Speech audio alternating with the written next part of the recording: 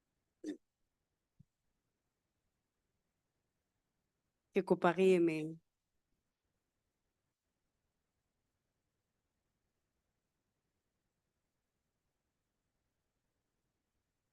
I'm gonna pray in Sesotho, the ancient Basotho prayer, then I'll give the meaning of it after, the significance of it.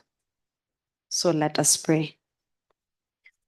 Oh, Modimo, re utlwe re a rapela. Modimo o motjha rapela wa kgale. O re rapelle ho e moholo Jere, mojari wa ditshito tsa Basotho. Modimo o atla di maroba, Modimo wa lesedi wa Rammoloki. Diatla di robokilwe ke ho re shwela, diatla di tshweu ke ho bopa masea. Tlatla matsholo Rammoloki, hlaha metsi o etse keledi, hoba keleding o ntjhafatsa ditjhaba teng, ditjhaba di tswang ho wena mmopong, di tlang ho boela teng meahong, lesedi, kganya. Amen. Amen. You can be seated while I... Ke a le dumedisa bomme le bontate, ka lebitso ke Sibongile Shabalala.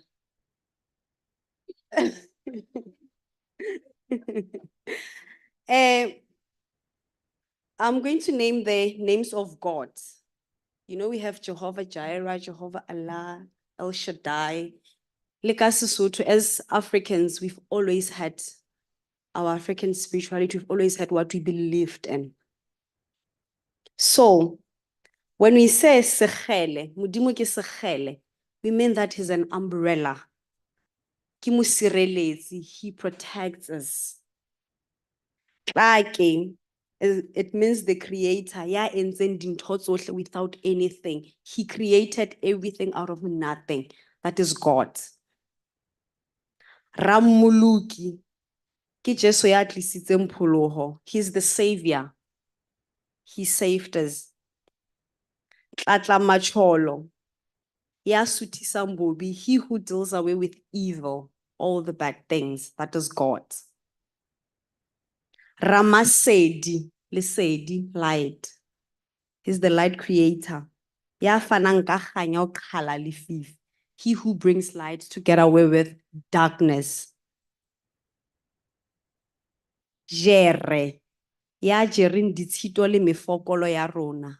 He who carries our burdens and our weaknesses. Ke Jere. Seaparalume, ya pupeditsweng ke mahlohonolo a senang moedi. He who is surrounded by a bountiful or unlimited blessings. May the grace of our God and the fellowship of the Holy Spirit be with every one of us here. Amen.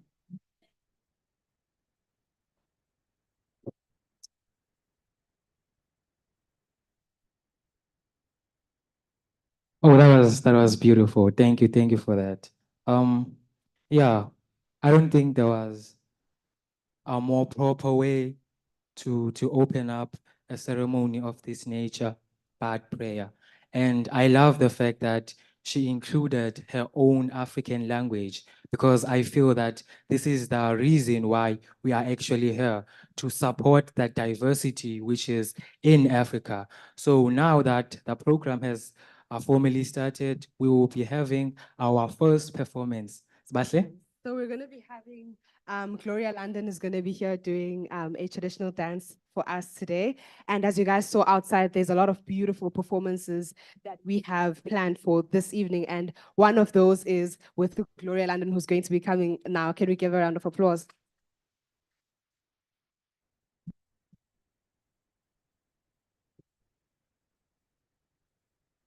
Are you going to be the mic? Yes. Greetings to all. My name is Gloria London and I'm from Congo. And today I'm here to perform in commemorating the tragic incidents that are happening in East Africa. For the past 30 years, we've been having war and we have children being killed, innocent children, women, young ladies being raped. So I'm just here to dance and show you, instead of crying, we're gonna celebrate the people that have passed. So yeah, thank you. Oh, let me just explain this. So this is a kibuyu. It's like traditional cup. You can drink anything from it. Sorry. And this is a mujingira, just when dancing to make it, give it vibe. Thank you.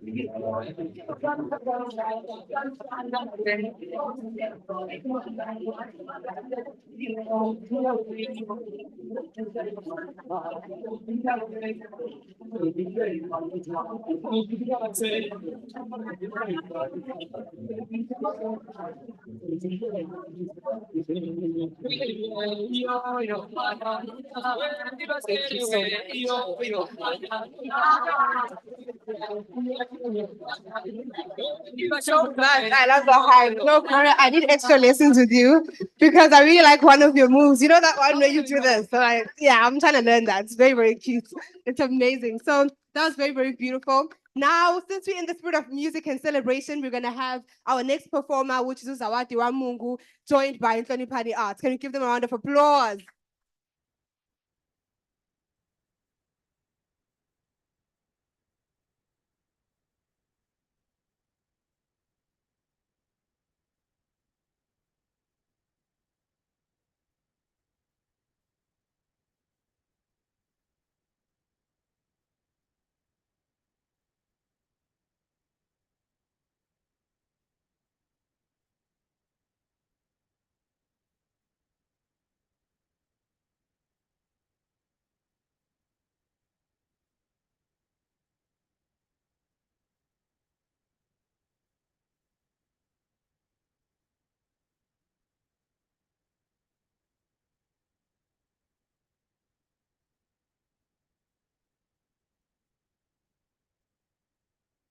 Sanibonani.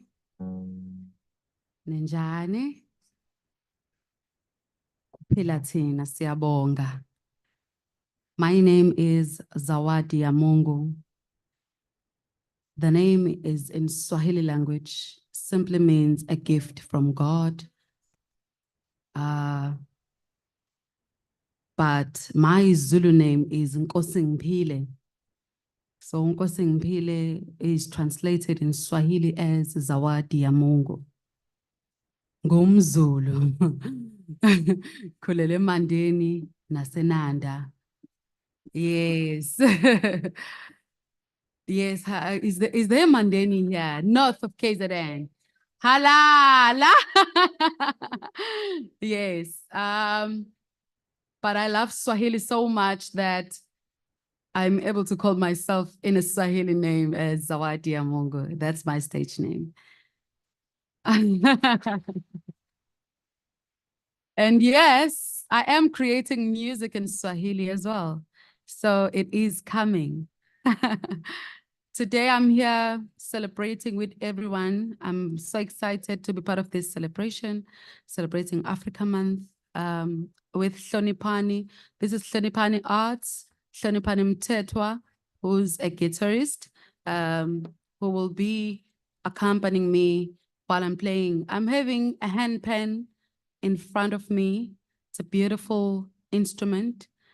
It's not originally from here, South Africa, or here in Durban, but it's our African instrument.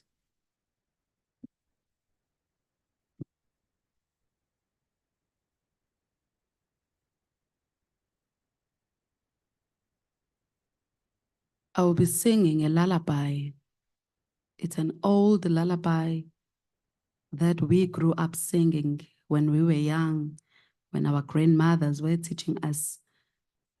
Woza wemvula, uzosichela, meaning come rain, come shower us. We regard or refer rain as blessings.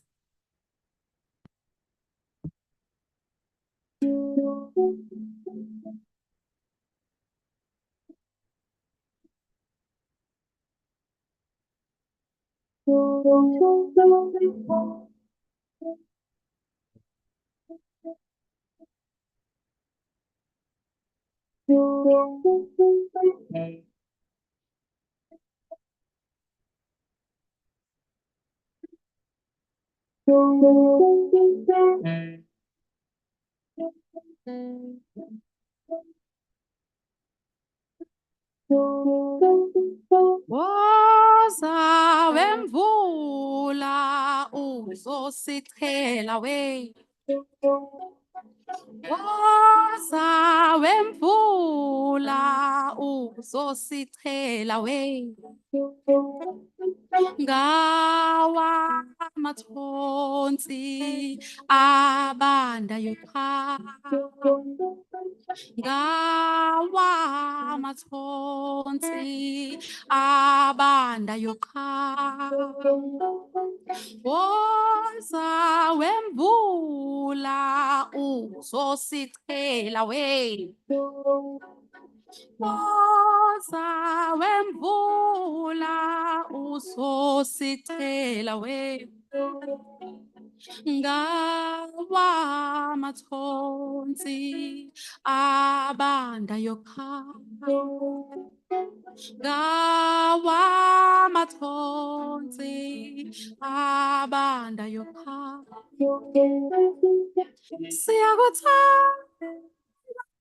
Siyakuthanda thina bantwanyana. Uma sidlala ucabaya.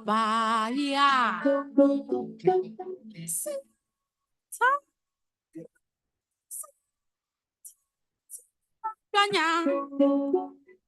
Uma sidlala ucabaya.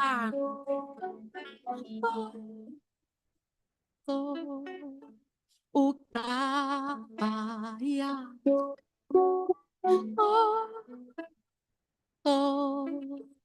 Ucabaya.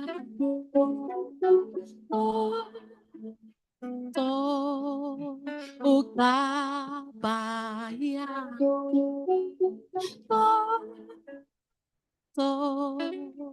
Ucabaya.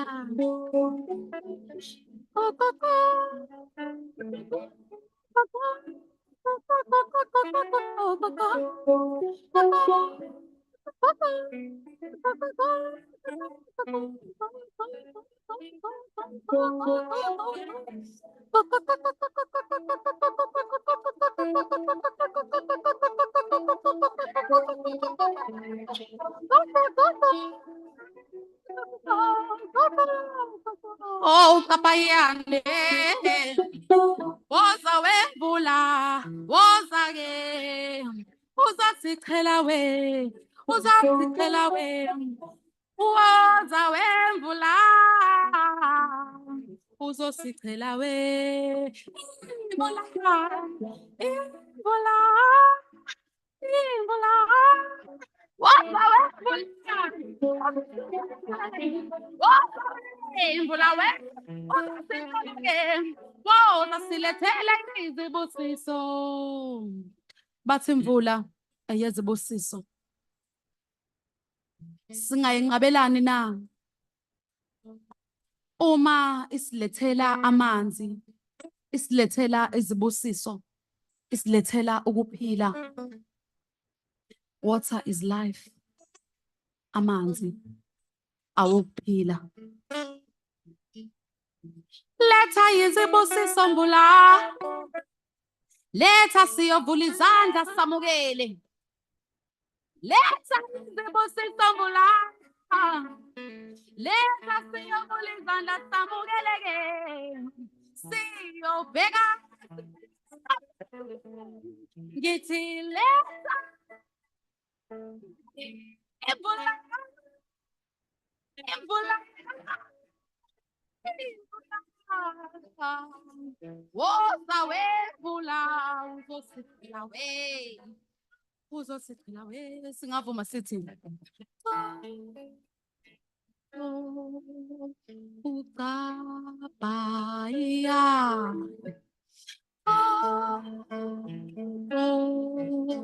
Ucaba.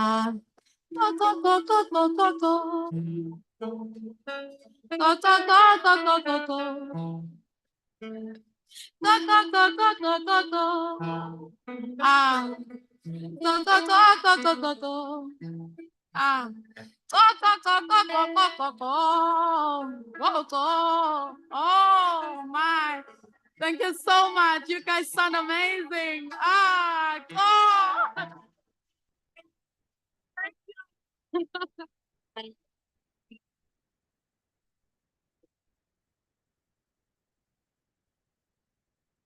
Thank you.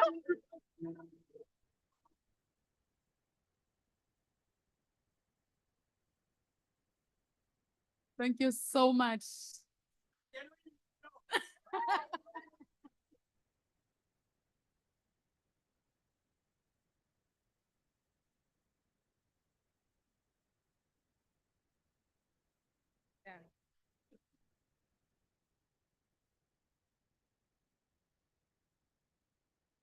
Ah, that sounded so beautiful. I need to record with all of you. Thank you. I now have this instrument is umakweyana. AmaXhosa, they call this instrument uhadi. But this instrument is not uhadi, specifically because uhadi has the calabash is at the bottom. So we do have uhadi in isiZulu, but isibuza khona umakhweyana, khona ugubu. Then ugubu in isiZulu, uhadi in isiXhosa. This is nature. This is made of fen tree, ubobe. This is a curtain wire, utaka. This is iswela, which is a calabash, and inkatha. And then the resonance of the instrument is beautiful. And it brings out umculo omnandi. Uwadi or ugubu was mostly played by umntwana omkhulu, which is Princess Makoko kaDinuzulu. She used to play this song or these instruments, African instrument. I am very inspired by her work. And that's why I'm here today celebrating with you our African instruments and indigenous music. I'm gonna play a song by Princess Makoko, but a hymn, but a hubo that she used to play.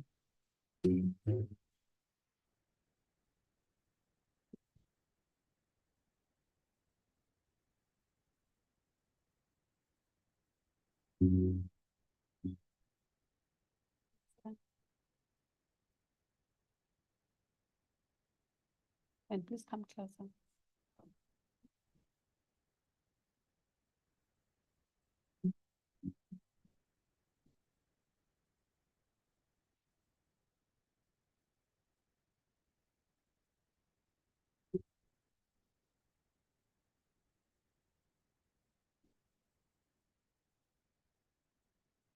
Ngithathele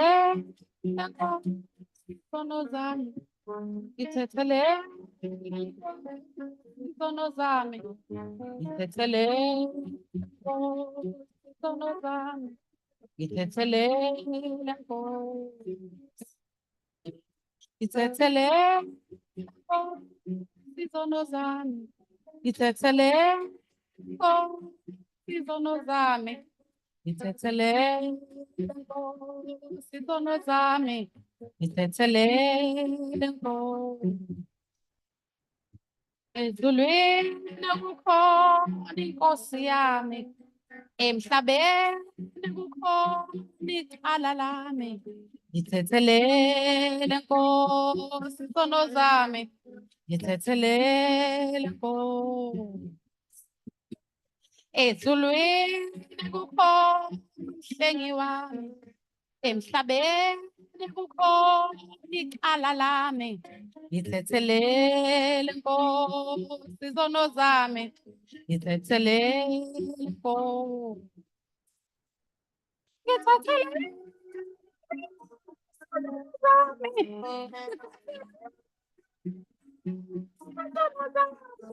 ngithethele ngithathele Nkosi, Nkosi yami, mhlabe ngithathele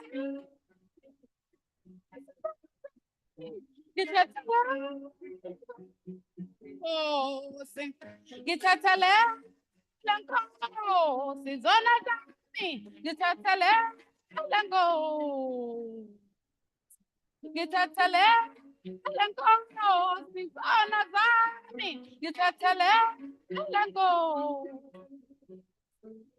Ngithathele Nkosi izono zami, ngithathele Nkosi. Ngithathele Nkosi ke izono zami, ngithathele Nkosi.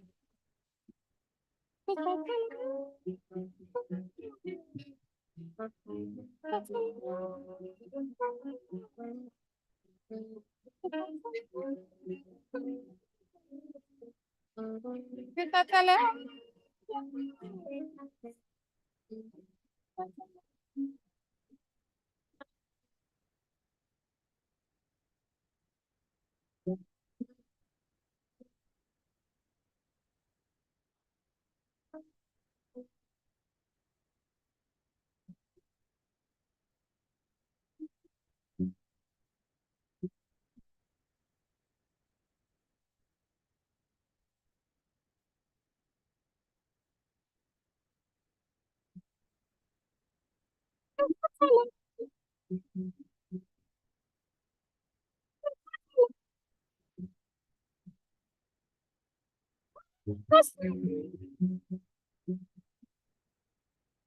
Ampelinga.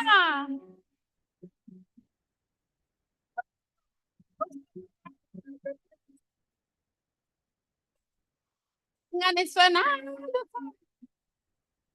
akakhona nganiswe nami, Ampelinga. Ampelinga.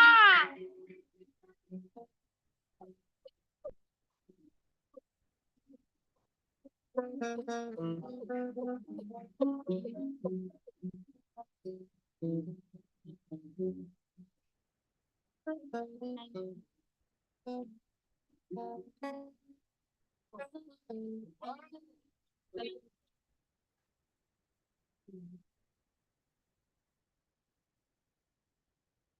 last one. Yes, umkhuleko, that's a prayer song. That was the prayer song.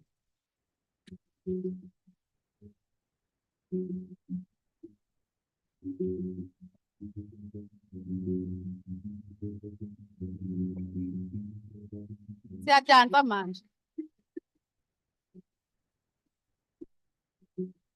This song is about embracing self, embracing African beauty, embracing every female features of the body, those curves, your hair, your skin color, your language, your big breast, your flat or big tummy, your flat or big bums. It's yours, created by God.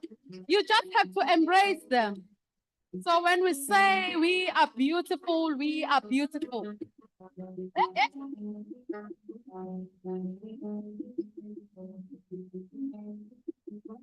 Yes, okay.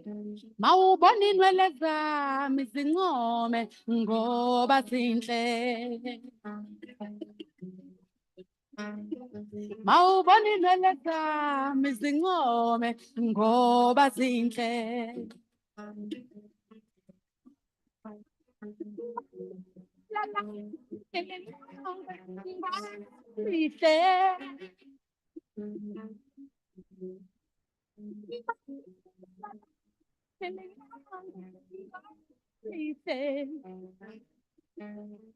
Okay.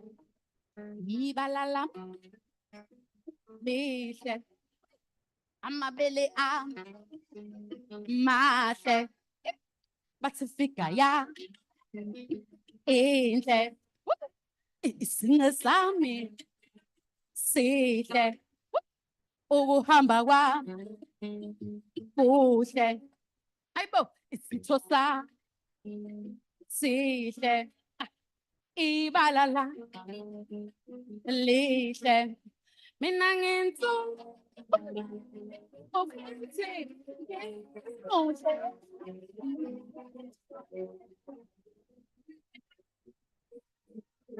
yeah, yeah. I'm God. Ay, ay, ay. Mawubona inwele zami zincome ngoba zinhle. Inwele zami ngoba lihle. Hey, okay. Ibalala linjani? Amabele ami kanjani? Mahle. Okay. Ifika yami kanjani? Inhle. Okay. Umkhaba wami unjani? Muhle. Okay. Isinge sami. Yeah. Sihle. Right? Nesishopha sami. Sihle. Imqondo yami injani? Mihle. Okay. Igwegwe lami linjani? Lihle. Upete lwami lunjani? Luhle. Hayibo, izikhomo zami zinhle. Hayibo, bathi amehlo kami ke mahle. Awu, bathi ibala lami lihle. Mina ngimote, ngimote, ngimote, ngimote,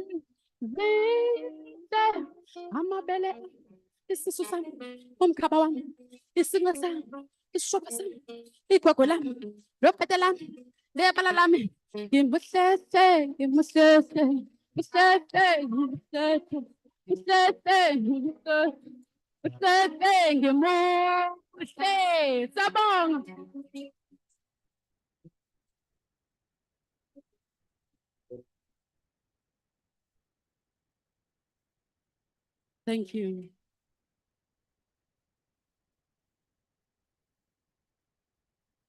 Oh my gosh. Oh my goodness. Is it ironic that my name is Sibahle and we're acknowledging pretty people over here? Ngimuhle, Sibahle, guys. Thank you so much, Zadi. That was so beautiful. Now we're going to go into the formalities of the function, which is we're going to have our welcome address, and that is going to be done by Prof Mkhize, the DVC of Humanities. Prof Mkhize, over to you.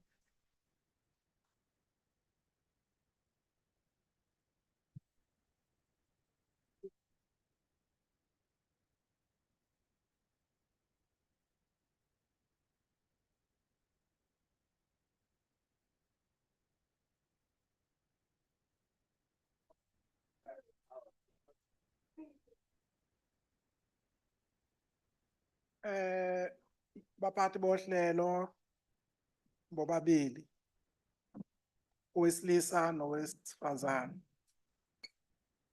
ngoba kwenqubo ethu thina ama-Afrika izinto ezinhle zihamba ngambini, ubuco obuhle bahamba ngabili, phakathi kwabo abukho obungcono kunobunye, buyefana futhi buyalingana. Sikubiza-ke lokho ngokuthi laba bafunde kakhulu bathi principle of twinness, ububili ngaso sonke isikhathi, okumnyama nokumhlophe, isifazane nesilisa ngaso sonke isikhathi. Ngiyabonga abaphathi bohlelo. Njengoba-ke silapha ethusini le campus, lesi sikhungo sakithi enyuvesi KwaZulu-Natal sibizwa ngokuthi isethusini. Ngakho-ke masiqale ngokuzethula kubanini bomhlaba.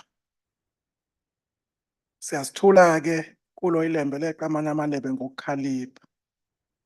Sizithule kuye umbombosho omnyama. Sizethule kuye umsimudu wavela ngesiluba phakathi kwamangisi namakadasi. Bese siphinda futhi sizithula kumvikeli wezwe uJinini Ndomnyama ongabendibe ngonyaka uzitho zomagwegwe ngogwegwe abakayise. Sizethule-ke lo waziwa njengenkosi yokugcina eyabe izimele eGeqe. Kodwa-ke singeke sikhohlwe inkosi esencane eyathatha ubukhosi ineminyaka eyi-16. Sisho yena-ke phela uMamonga woSuthu, uMamonga kaBulali uyasizile. Bese ngicina ngenkayishana enkulu kaMenze phuzu umlaza ngameva endlini kaSontusi. Sibingelela wonke amadela kufa akhulula e-Afrika. Ngingabala lapha ngingaqedi. Kodwa kubalulekile ukuthi njengoba silapha eNingizimu Afrika ngibalule ubaba, usobaba uMadiba. Uyindlu yabathembu kubangona. Sibalule obaba uSobukwe. Siphumele ngaphandle kwe-Afrika. Sibalule obaba olumumba ngeze ngibaqede bonke. Siphinde sibalule izindlovukazi oQueen ya Asentewa waseGhana, oQueen Nzinga Mpande, baningi kuleli lakithi. Sibalule amakhosazana omkabayi kaJama, oQueen Nandi, bese ngigcina-ke ngoQueen Mkabi owabe ugogo weLembe, okwathi mhla ka-4 July 1879. Ngizokusho ngesiNgisi lokhu ukuze kucace. Inhloso yami ukukhuluma ngolimi lwamaNgoni, kodwa-ke I need to recognize the diversity that is here. Next time, maybe I will be able to address you in Kiswahili as one of the unifying languages in Africa. We don't want arguments saying why this language and why not that one. We at the University of KwaZulu-Natal has chosen Kiswahili as one of the unifying languages of the African continent. So this particular one, I want to express in English so that all of us can understand it. On the 4th of July, 1879, a very important day in the English or calendar of the Western Hemisphere, the British Army invaded royalty in the kingdom and banned Ondini. On the 4th of July, there's one woman who refused to leave the premises, and that was Queen Mkabi. She was burnt alive. She was burnt alive in defense of the land. So, ladies and gentlemen, in the name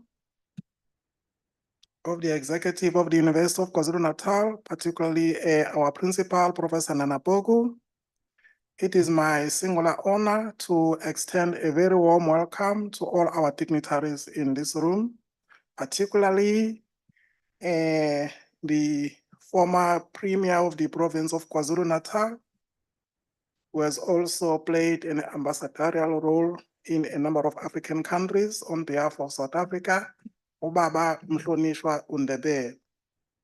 Siyazethula kuwe Baba Undebele. I want also to extend our sincerest welcome to Somama noma sizothi usomama kodwa ngenxa yeqhaza libambile sizofinde sithi usobaba wedolobha. Nongixolise lapho ngizothanda ukuthi sizethule futhi kusobaba wedolobha umhlonishwa ubaba uKhawunda. Ngathi akaphumelelanga ukufika kodwa bekuyinhloso yakhe ukuthi afike namhlanje. Bese futhi sizethula ngokuhloniphekile kumhlonishwa undunankulu wesifundazwe saKwaZulu-Natal, Mama uNomsedube. Ngibingelele ngokukhethekile in a very special way our representatives from the Department of Arts and Culture under the leadership of Dr. Sifunda, our representatives from Acacia, as well as all of you in this room, our youth ambassador from Namibia, Ms. Chris Lau, we welcome you in a special way, and all the African countries that are represented here. All of you, there are too many.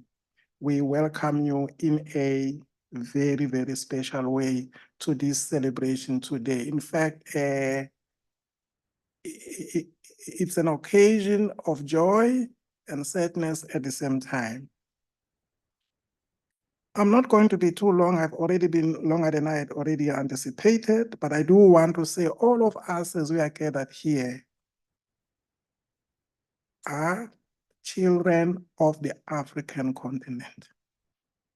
You are all children of Kemet.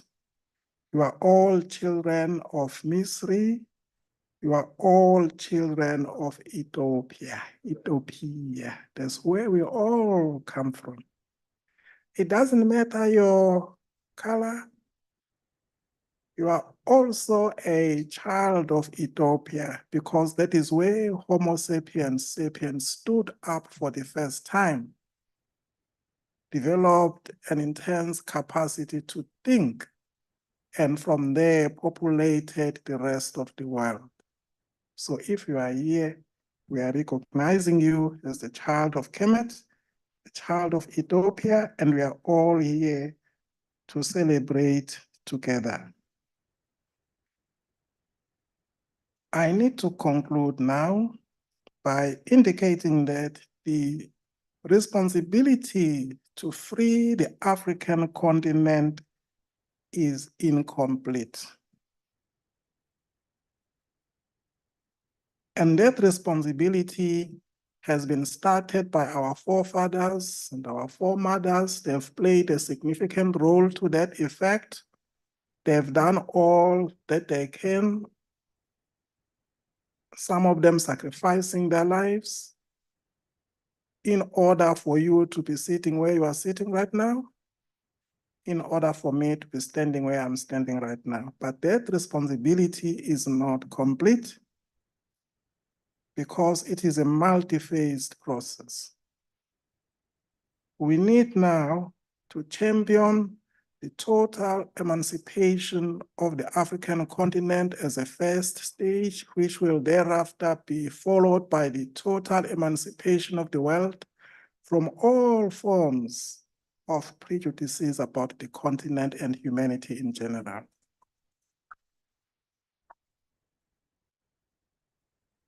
We are talking here about emancipation at the level of education, at the level of the economy or wealth, at the level of religious or spiritual level or moya, at the level of righteousness, but most importantly, we need to be emancipated so that our communities can be environments where we can raise abantu or human beings in the true tradition of Ubuntu and interdependence. I think that the African continent most likely is the only continent which is not guided by its own fundamental philosophies and values and ideologies when it comes to education, when it comes to religious matters, when it comes to economic matters. If you go to the East, you will confront or come across the Confucian tradition. And it is a very proud tradition that is the basis for their education system. Similarly, in the West, particularly the US, you will come across their pragmatic approach. In Germany, when they are playing their football, they will be playing their football according to their tradition. That's why their teams are close to invincible. So, sengigqiba, sengiphetha. I want to thank all of you, and I want to say that Abu Baba, Undebele, and many others have done, in fact, more than they could. They are now passing on the baton to all of you to continue with this holy task, which is the total emancipation of the African continent so that it can enter the global dialogue with other powers on an equal basis. Ngizoma lapho-ke, ngibonge kakhulu, nginifisele usuku oluhle nolunempumelelo. God bless Africa. Mungu ibariki Afrika.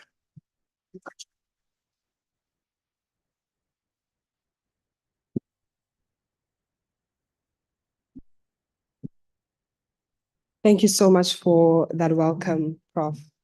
Now that Prof has planted the seed of reflection in terms of reminding us how much work we still need to do, I think it is a time for reflections. So now we're going to have reflections done by the Dean and HOD of Social Science, Prof. Ojong, who's going to be sharing us why this day is important and why conversations like this should continue to happen. Prof.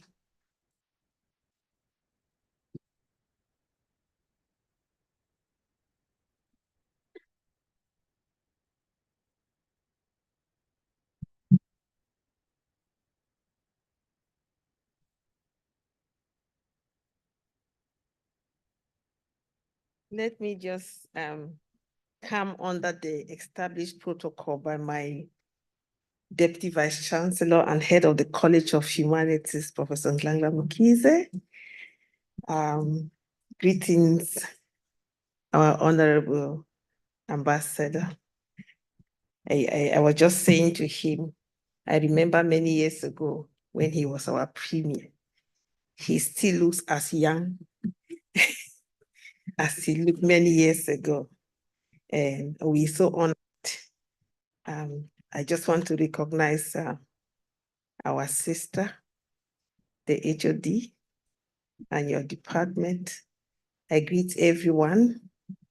I'm excited to be standing here as an African child. And I'm grateful that I'm dressed African. Not very sure whether I'm completely African, hybrid, cosmopolitan, but it is okay. What we want is to be comfortably African. We want the Africa that we can see ourselves through. An African definition, identification that we are comfortable with, not with what we are told. And so as an institution, University of KwaZulu-Natal, you are aware that we are the premier University of African Scholarship.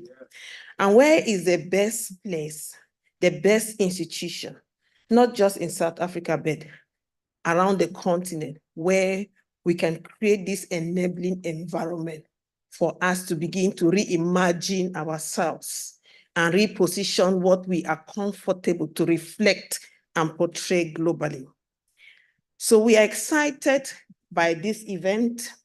We are grateful for the collaboration that we're having with the Department of Arts and Culture. We are excited that you are able to come together and put this beautiful event.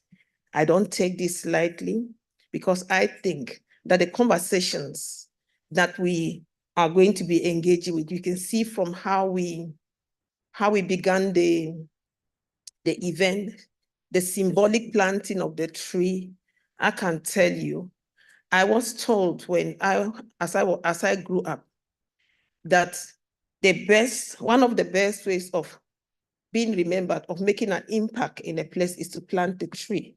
And when you plant a tree, you don't just plant a tree that has a short lifespan. So I'm sure we planted, if I'm not wrong, we planted, is it a mahogany tree? I may not have the biological name right, or the isiZulu version of it, but at least some of the colonial knowledge that I have will enable me to call it a mahogany tree. So Africa, as we have come to know it, for many of us, is actually a misrepresentation. A misrepresentation in many ways, in terms of its actual size, in terms of its knowledge base, in terms of everything that we know. So I just want to start my reflection by looking at how big are we? Because you need to know your size. You need to know your size in order to enable you plan about the resources, plan the production, consumption, the market, and so on and so forth. If you look at Africa, and I'm talking about the facts, I'm not talking about the misrepresented information that we have there that we've been given through the colonial education that we received. The African continent has a landmass in 37 million square kilometers. And mark you, this is enough. That's if you have, okay, I did a bit of geography. This is the African continent, this is the map of Africa. You can see that, right? So that space that I've put together like this, that's Africa. And it covers 30.37 million square kilometers.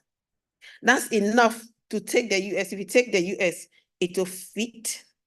If you take the US, it will fit. If you take China, it will fit in there. If you take India, it will fit. You take Japan, it will fit. Take Mexico, it will fit in that space. and many European nations combined. That's how big Africa is. But that's not the information that we were given. Most of us who did geography went through formal schooling. That's not the information that we're given. So if we look at, in terms of the real space that Africa has, Africa sits on, we're supposed to be controlling every facet of life on the planet Earth, but that's not the case. That's not the case. If you look at, I looked at the population numbers, I looked at the numbers for yesterday, as of yesterday, looking at the population of Africa. I can tell you as of the 20th of May, 2024, based on the latest United Nations estimate, African population sits at 17.89% of the total world population. That tells you we're a force to be reckoned with. And I say this so that we begin to, as we are celebrating Africa Day, we need to begin to look back from when the OAU was formed on the 25th, which was the 25th of May. 25th of May in the year 1963. What moved our founding fathers to have the idea of having a single body that we can come under and see how best to improve our situations politically, socially, economically, and otherwise. And today we sit here 61 years after that. Today is the 21st. In 4 days to come, will be 61 years when the first institution was. 32 heads of independent African states met in Addis Ababa, Ethiopia, to sign the charter, creating Africa's first post-independent continental organization. This was the manifestation of the Pan-African vision for an Africa that was united, free, and in control of its own destiny, which was solemnized in the OAU Charter. But the question is today, are we free? Do we own our own destinies?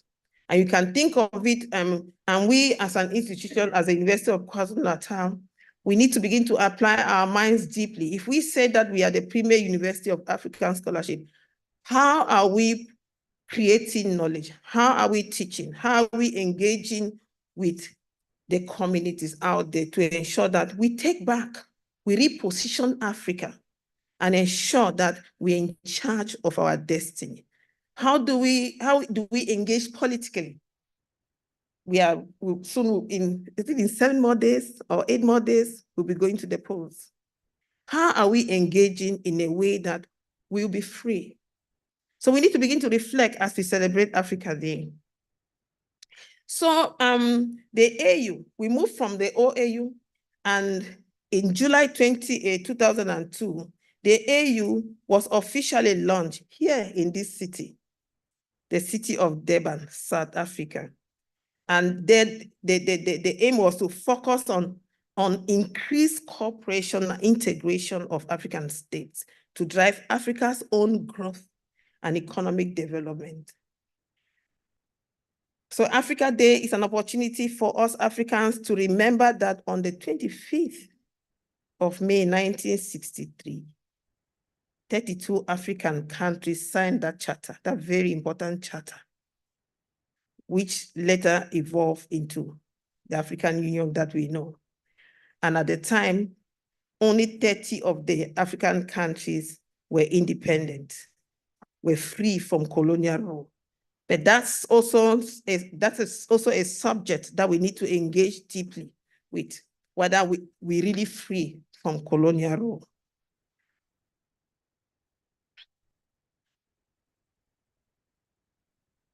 The charter called for greater unity among African countries. It supported the independence of African countries from colonialism and apartheid, and promoted economic and political cooperation with a vision that all people on the continent would live freely and in prosperity. But Africa Day is also an opportunity to reflect on the progress made by the African Union in achieving its goals, especially with regard to protecting the human rights and freedoms of Africans. One of the primary benefits of Africa Day is the opportunity for African governments and institutions of higher learning, like the University of KwaZulu-Natal, to actively shape the global narrative about the continent.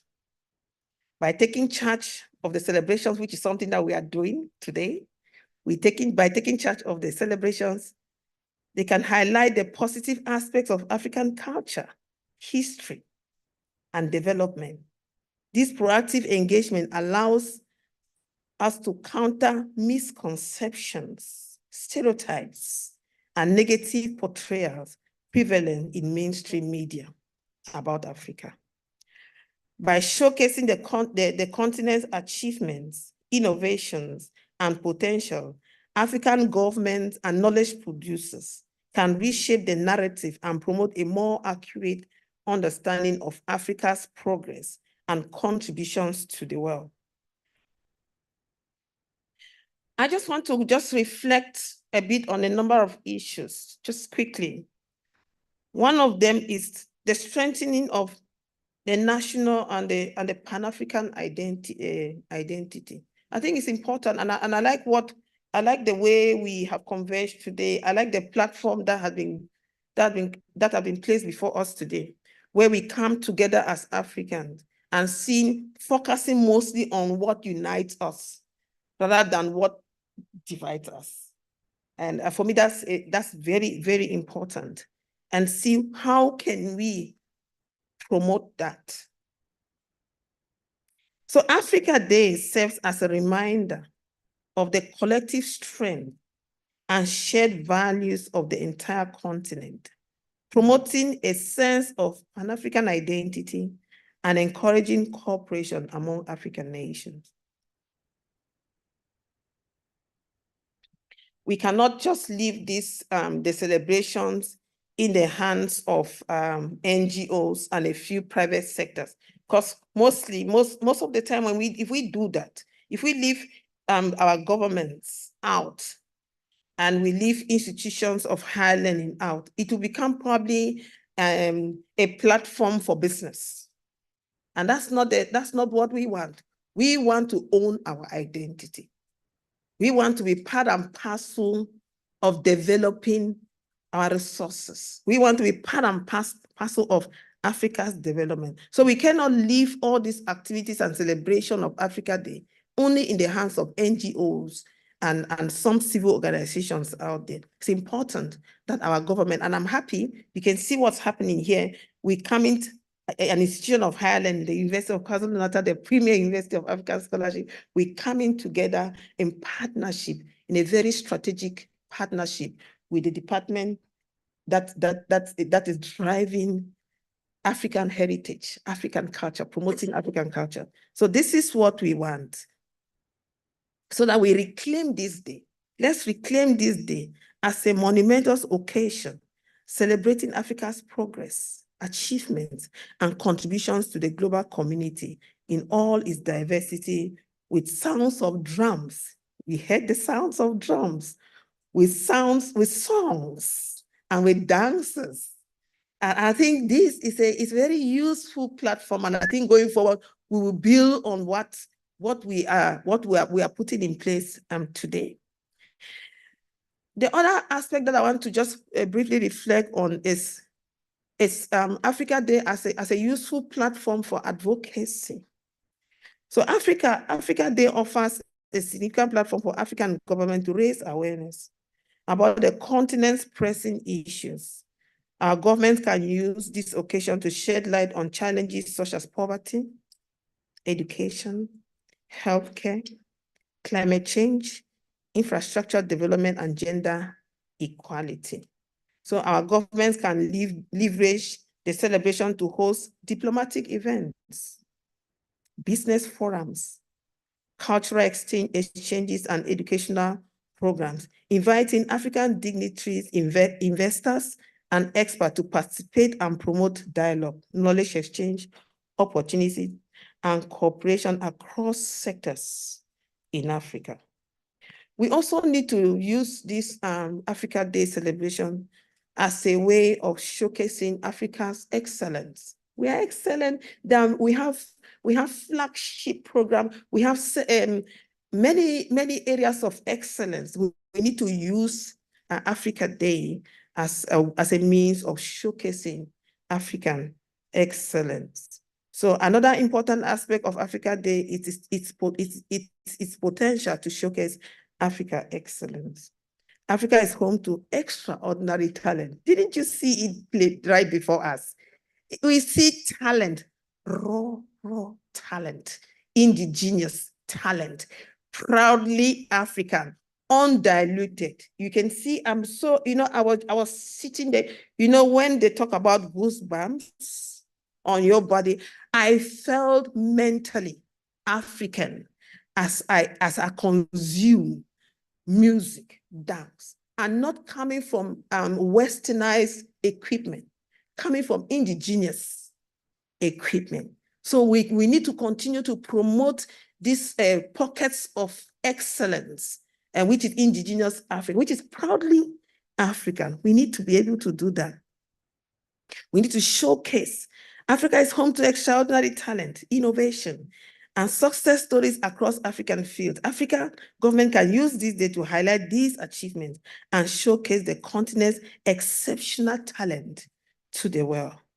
By providing a platform for African artists, and I'm saying here, I'm glad that our HOD is here. So I'm saying we have used this opportunity and we are showcasing, these are our artists. Let us promote. We have our former premier here. We have our ambassador here. I'm grateful. You can see he was taking the videos.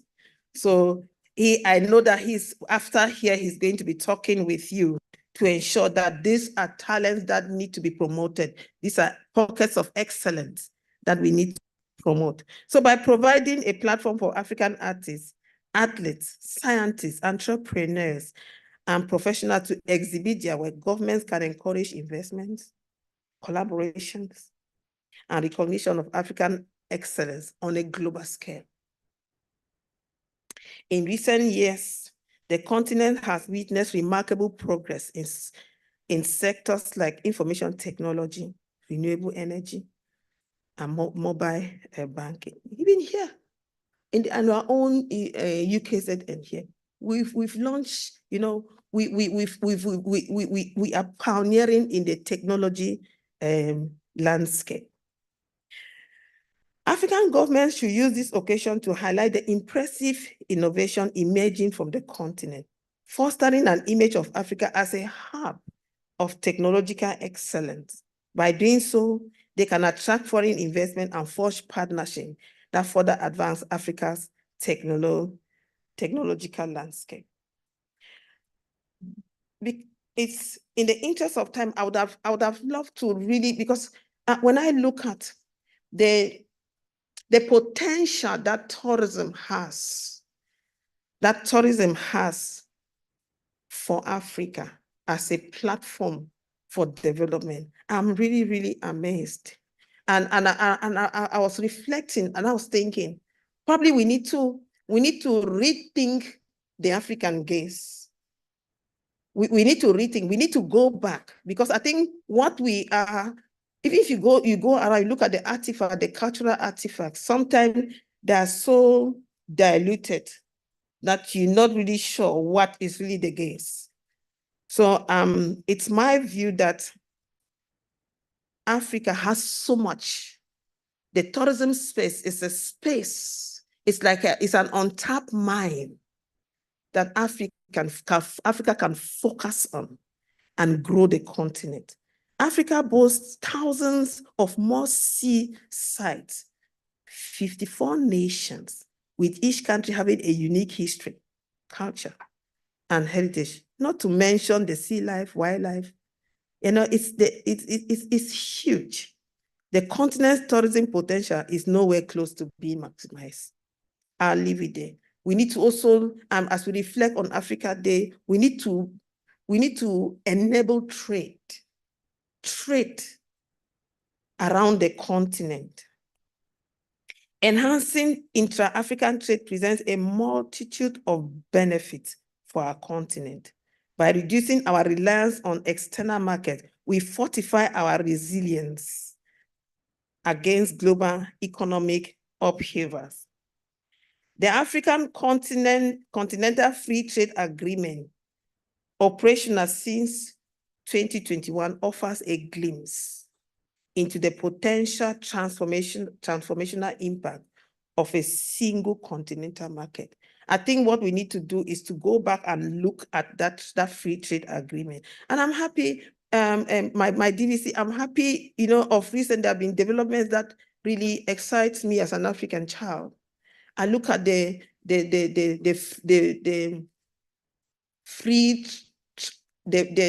removal of visa requirements to visit other African countries. Why should we are African. Why should you require a visa to visit your own brother, your own sister? You want to go to your neighbor. That's very un-African. You see, in Africa, we don't announce our arrival. When we want to go, you want to go and visit, you just pack your bag. You know the address and you go there. So it should be like that. The United Nations Economic Commission for Africa estimates that particular, the Continental Free Trade Agreement could raise intra-African trade to as much as 50 billion to 70 billion by 2040. You see the potential there when we begin to engage in intra-continental trade. So and also the World Bank predicts that it could increase real income as much as 9% by 2035, lifting 50 million people out of extreme poverty. So as I close, as we move forward, it's essential to foster a spirit of continental cooperation and collaboration. We must recognize that our destinies are intertwined and that success in one African country is linked to the success of all African countries. By working together, we can create a prosperous and interconnected Africa where trade serves as a catalyst for economic growth, social development, and shared prosperity. So before I go off the platform, just a food for thought. Just a food for thought. I want you to take this home with you. One major aspect that we as Africans, we need to think about is the issue of colonial boundaries. Many colonial boundaries in Africa, they date back to the Berlin Conference of 1884 to 1885, which was climaxed by the scramble and the partition of the continent. Since that exercise, Africa has known no peace. At independence, the confusion was whether to retain or do away with the colonial boundaries. African people, through the instrumentality of African Union, should redo the boundaries where there is conflict. And I want you to note that this is a responsibility of AU. They should think about redoing the boundaries where there is conflict and allow the sleeping dog lie where no conflict exists. Forward, Africa, forward. Forward, Africa, forward.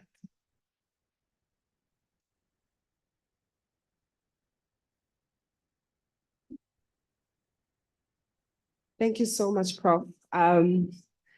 I think really that highlighted for us how much this is not just one part of Africa that needs to be part of this revolution, but it's an intersectional collaboration from business to art to education, and we must continue to make the efforts. Even though this is a one-day conversation, I do want us to acknowledge that this is a 365-day project where we put in efforts each and every day as organization, institutions, NGOs, to make sure that this emancipation is a successful one. So now, since we've been talking about the efforts and the parties, as well as the intersectionality of the collaboration of this revolution, I wanted to include now the youth, because one speaker earlier talked about the importance that the youth also has in terms of playing a part in this emancipation. So without further ado, I'd like to call up on stage the youth ambassador, Ms. Chris Shamelo from Namibia, to speak to us as a youth ambassador. Thank you.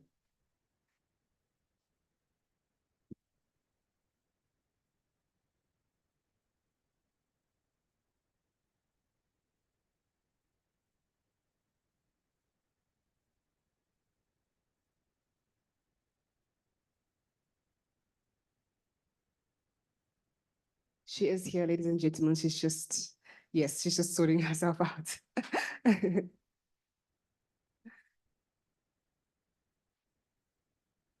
Another round of applause for her.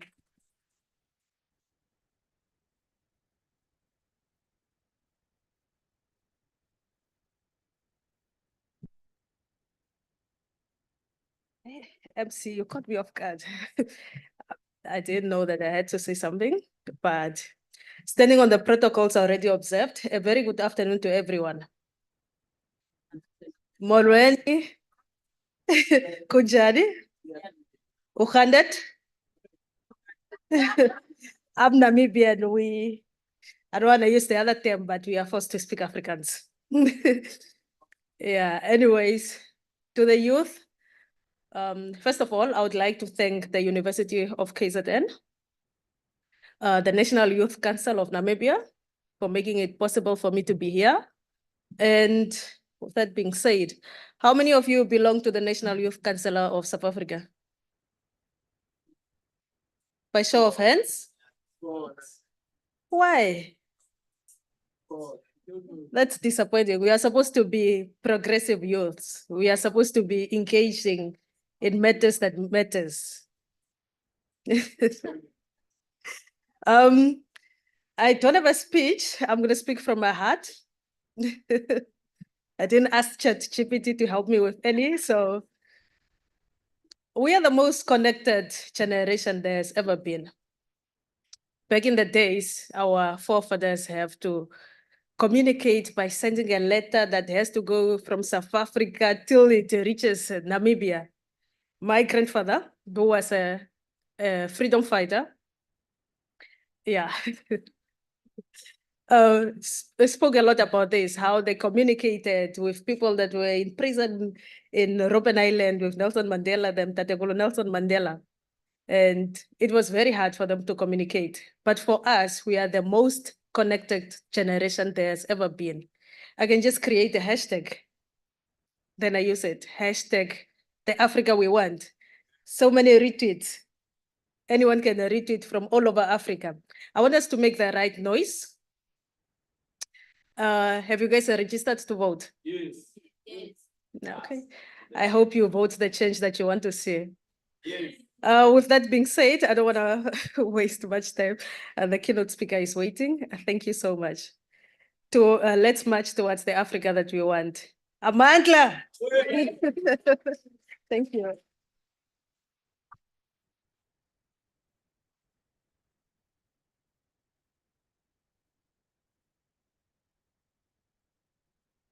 Thank you so much for that. Now we're going to go to have an address by our HOD, and this is Honorable Tabi.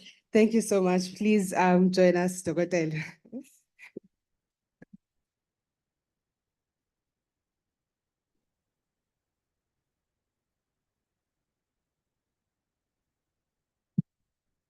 Izinwele zami, amabele ami, Izibono zami. Abaholi bethu. Umhlaba wethu. Izingane zethu. Imfundo.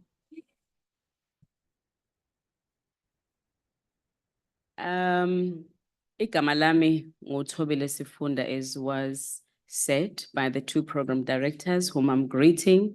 You guys are doing a fantastic job. We are super proud of you. I mean, standing here in front of a crowd is no child's play. Guys, please give them a big round of applause. I do want to greet them, but I also do want to greet with respect His Excellency, Ubaba Ndebele. We are super honored to have you in our midst.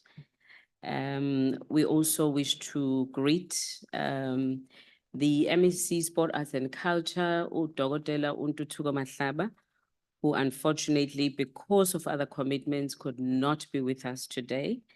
But his entire team is here, led by Ubaba Mhlapha, and I do want him to rise so we can see him.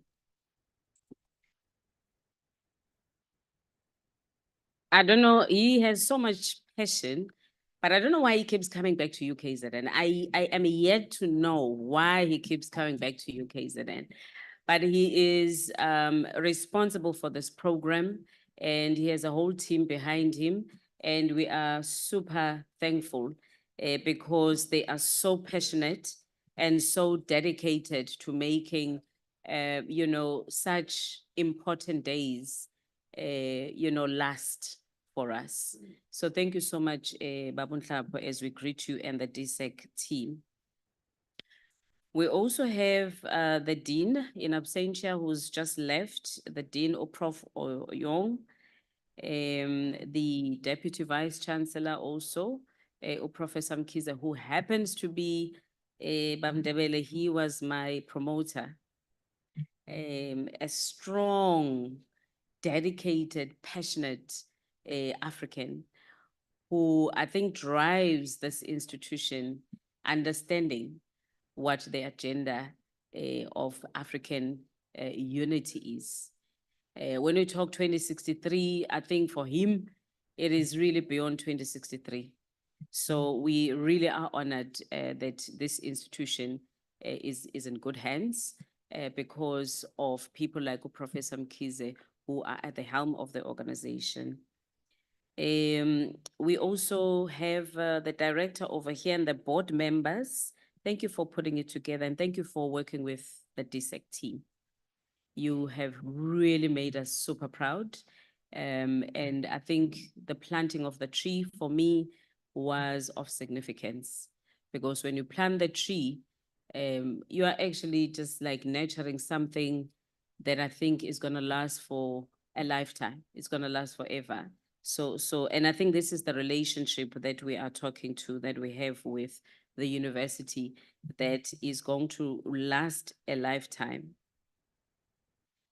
I do also wish to greet the members of the media that are here, also greet the artists, our creatives. We love you guys. I think because of you, actually relate with who we are, the messaging, the narrative, the lyrics. You really make us feel like, yeah, we can touch and feel ourselves again. You know, whether it is poets, whether it is musicians, dancers, but you just concretize it for us, you know, in a very spiritual way as well, you know. So we are super thankful of our creatives. Before I introduce our keynote speaker, our Ubaba wethu, Ubaba Ndebele, I do want to pass a few words. And I'm happy that I'm talking to young people, because you are the future. And let no one tell you otherwise. It's your future, it's your country, it's your continent, it's your legacy. But there's one thing that we would like to impart, namhlanje, to all of you. Own your story. Own your narrative and be proud. But also you need to control it. When we say izinwele zami zinhle, so why relax it?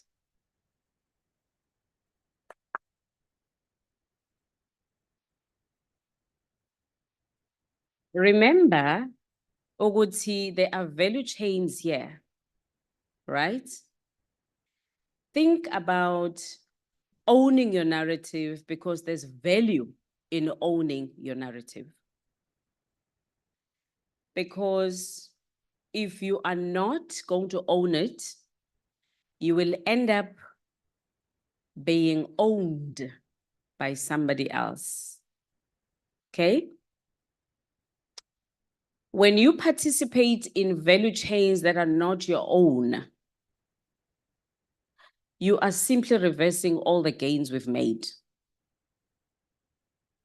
So, when she says, izinwele zami zinhle, and she says, everything about us, yinhle, it simply affirms that whole thing yokuthi owner. Ngoba ma owner, you also own the value chain. Niyangizwa ngithi, do you get me? Do you guys get me? Now, we do want to say to whomever is responsible for this institution, we want a productive curriculum. Because we are tired ukuthi sibe ngama-consumers. Sikhathele. We don't want to be consumers anymore. So when we say own it, we mean it. Now, it means you've got to be consciously and deliberately thinking about yonke into oyenzayo. When you dress up in the morning, think value chain. Who owns it? So when I buy, because they say a rent. Yeah. A rand circulates in some communities 6 times, 7 times, 10 times. But in the African community, it only circulates. Ngibona the finger nje namahloni. But that is the mandate going forward for the young people. Think value chains. If you can't value who you are, you're not going to value into eyenziwe by your neighbor. Right? So when they produce, remember, we want to be productive and produce and own the value chain. So when they produce stuff and you don't consume it, what are you doing? Okay? So rather than buying from Umama Umkize, who's my neighbor, I will happily be buying a Louis Vuitton bag. What are we doing?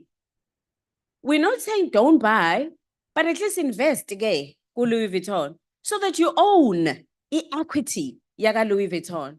Then we can talk. But if you're going to not own the equity yakona, but you're also not buying from whoever your neighboring whatever is, then mina I don't know what to wow African ganti kushuthini. I honestly don't know what it means. So we need to face this. And I need to hear an amen because now you're quiet. Are you guys with me?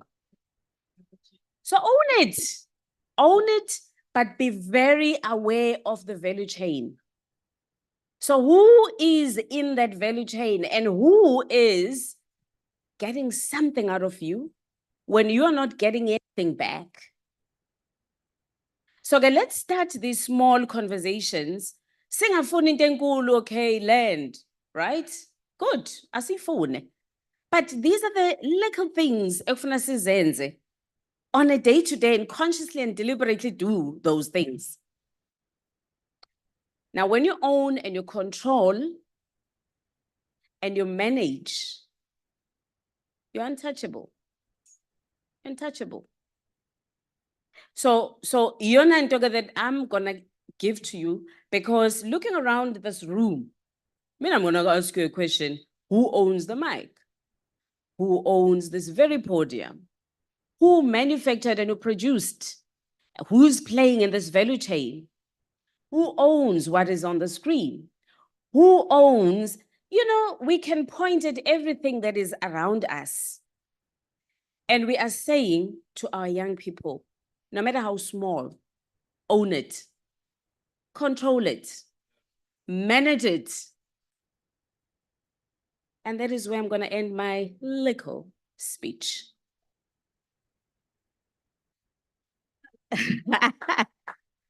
Thank you very much.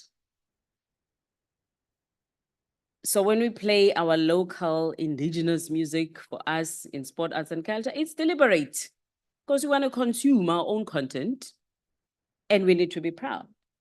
So it's as simple as that. So it has to be a conscious effort. Go to who are you getting on stage? What are they saying? Those kind of things. Okay, and then as I introduce one of our leaders, and this is Obam Ndebele that I'm presenting to you today as the keynote speaker. Once an MEC for transport, there was not even a single pothole in his time. Not even one single pothole. And I do want us to applaud that.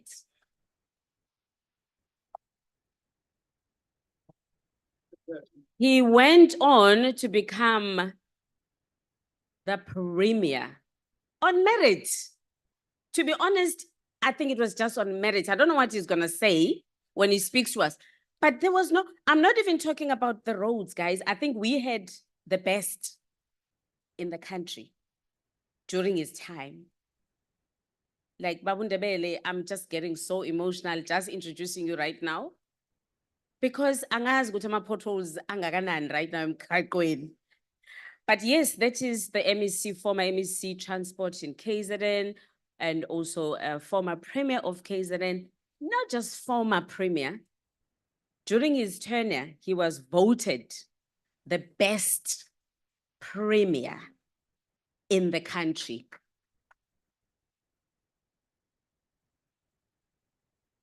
You roll back, and those that know him best will say his contribution in the struggle for our liberation, is just like, I can't even put it in words. And I think it shows through his dedication to service delivery, through his dedication to us, his people. And I think it is through what he does that we understand who he is. And then he went on to become a minister, went on to become an ambassador, not in one country. It was Australia. It was India. And right now, when I met him, I said, Babu Ndebele, we are monetizing sport, arts, and culture. You have this network, I say India, and they have Bollywood. E-pay it. So through Babu Ndebele, that becomes the next mission. Ladies and gentlemen, here is our leader taking the podium. A big round of applause for him.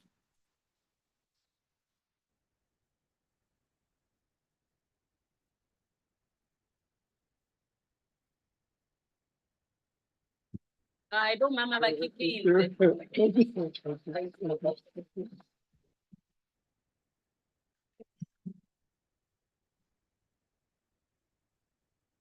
So thank you very much.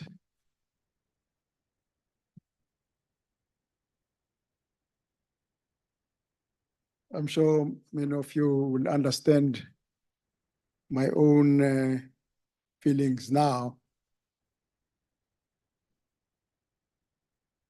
First, of course, great the leadership of the university. They've been with us. They've excused themselves because of the pressure of time. But one feels very proud to be part of this occasion. We started, I think it was 1999, this African Renaissance chapter in KwaZulu-Natal. It was very urgent for KwaZulu-Natal. Elsewhere, it might just be a theoretical framework, this African Renaissance. But in KwaZulu-Natal, unlike what was happening in the rest of South Africa, they were celebrating their freedom. They felt free to be themselves. But in KwaZulu-Natal, 1999 was still characterized by very serious conflict. The conflict was not black and white. It was African. And it was going on and on and on, and massacre after massacre. And you couldn't go and enjoy the province. So it's very... Thanks.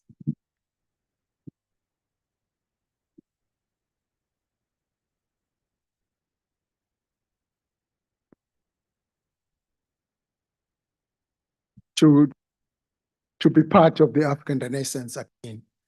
And we were discussing that let's continue with it.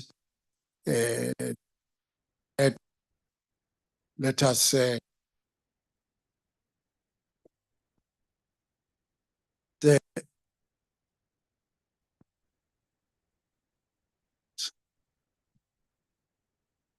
I okay?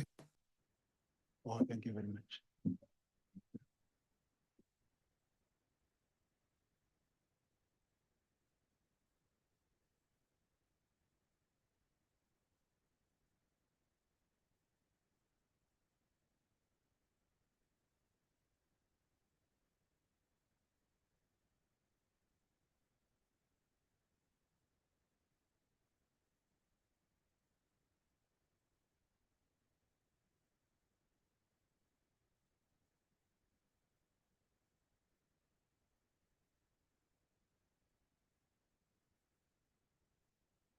Yeah, where we talk about ourselves, we discover to ourselves who we are and who we want to be.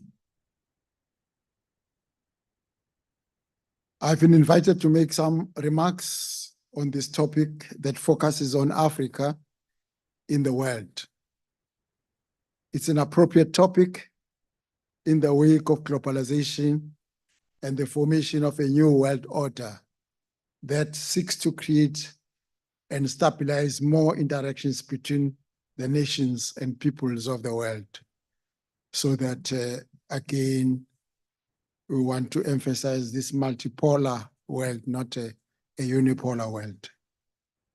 Through the African Union, Africa is collectively committed to a common development progress.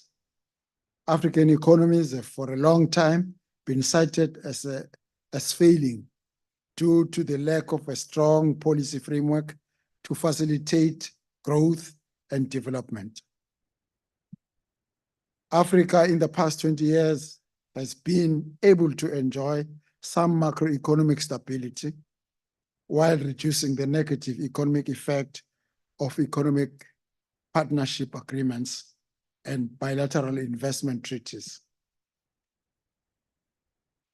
The origins of the African Renaissance thought were famously delivered by Pixley Isaiah Seme in his address titled The Regeneration of Africa to a largely white audience in 1906. Seme saw Africa as lying in the heart of world affairs. Consequently, developments in the world profoundly impact on prospects for the growth and economic development and global power relations on the African continent. It is in this transformation that Africa's integration and development challenges are to be addressed and resolved through collective negotiations for pragmatic policies to emerge. Men of letters, as Pixley Raseme was, argued that Africans must restore the demoralized and volatile survival values and restore the community based on love in order to achieve global economic and socio-economic cultural equity.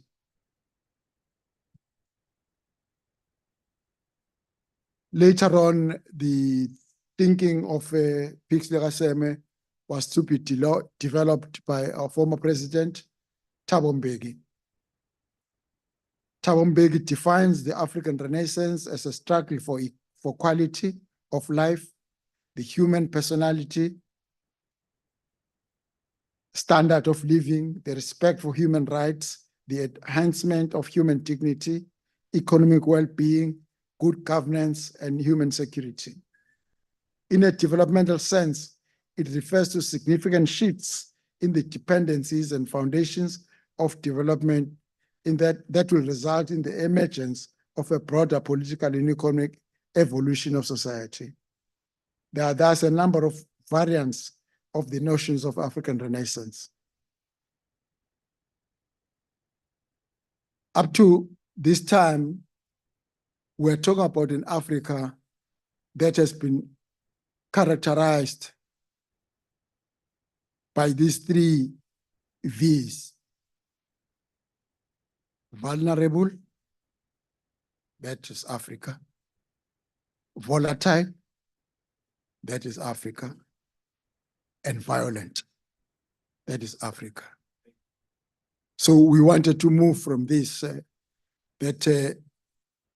long after the colonialists had left, if they ever actually left, but Africans continued to massacre each other. And you needed this unifying ideology, which we cannot emphasize how important it is to promote it throughout Africa.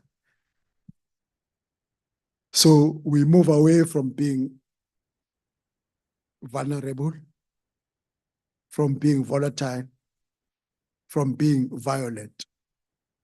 And people who were not very peaceful when they were being colonized, very peaceful when they were being oppressed. But when they relate to another African, very, very soon, even Noma KZN ngekhona ni language njena uthi uyakhomba ukuthi hey yabona lensizwa lena who grew amongst us, hey sephasa uMA man, but oh kodwa mina ngamshaya. How does this thing relate now? How does it relate? You are congratulating one of you who have passed, but no, so that mentality is something that we want to move away from being vulnerable, from being volatile, from being violent, to becoming a viable community, to becoming a vibrant community, to becoming a victorious community.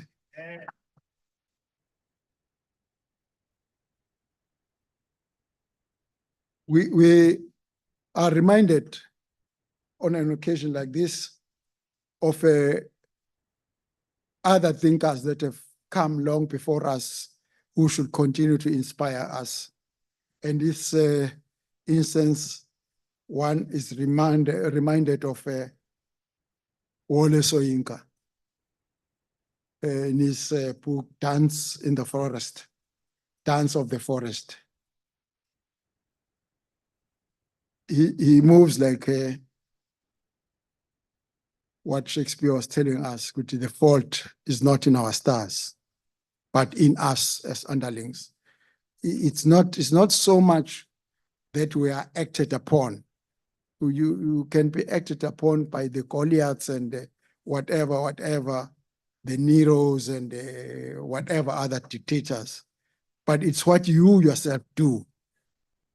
What do you do with the racism, with oppression, with suppression? What do you do out of it? It was in these halls of the University of Natal then that the students will see it and say how oppressive whites were. It is in their blood and this and that. They oppress you this way, they oppress you there. And you describe the different experiences of being Black. And it becomes quite enjoyable. Some express it more articulately than others. But then as Steve Biko says, but what do we do about it? Hey, no, singenzani, basicindezele labantu. Hey, uyazazi ibhama abanazo. Uyobonela ama-tanks, uyobonela ama-van, hey, singenzani. The question still remains, what do you do about it? And as the HOT was saying, maybe not this big thing, but what little thing can you do? Starting with not answering when they say, Kaferki. So don't answer to that. Hey, but I'm talking to you. No, you're talking to Kaferki. You're not talking to me. So you started to take a stand, and from then on and on and on. When you start thinking about when did you start being conscious and starting to be able to say no, because that's when you start to be, the day you are able to say no.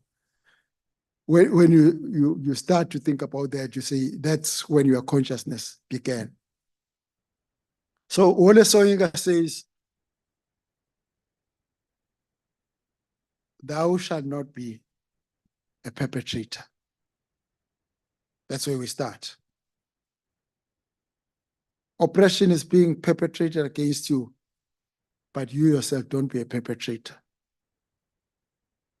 From Zigneta the whole day, the first thing that you do when you get home is to be as oppressive and as aggressive and ube nolaka nje kwenze njani ushawe amabhunu lapana, you could answer back, but lapha ekhaya ke la ufuna ukuzizwa khona ukuthi ukhona, and then you start perpetrating that same oppression.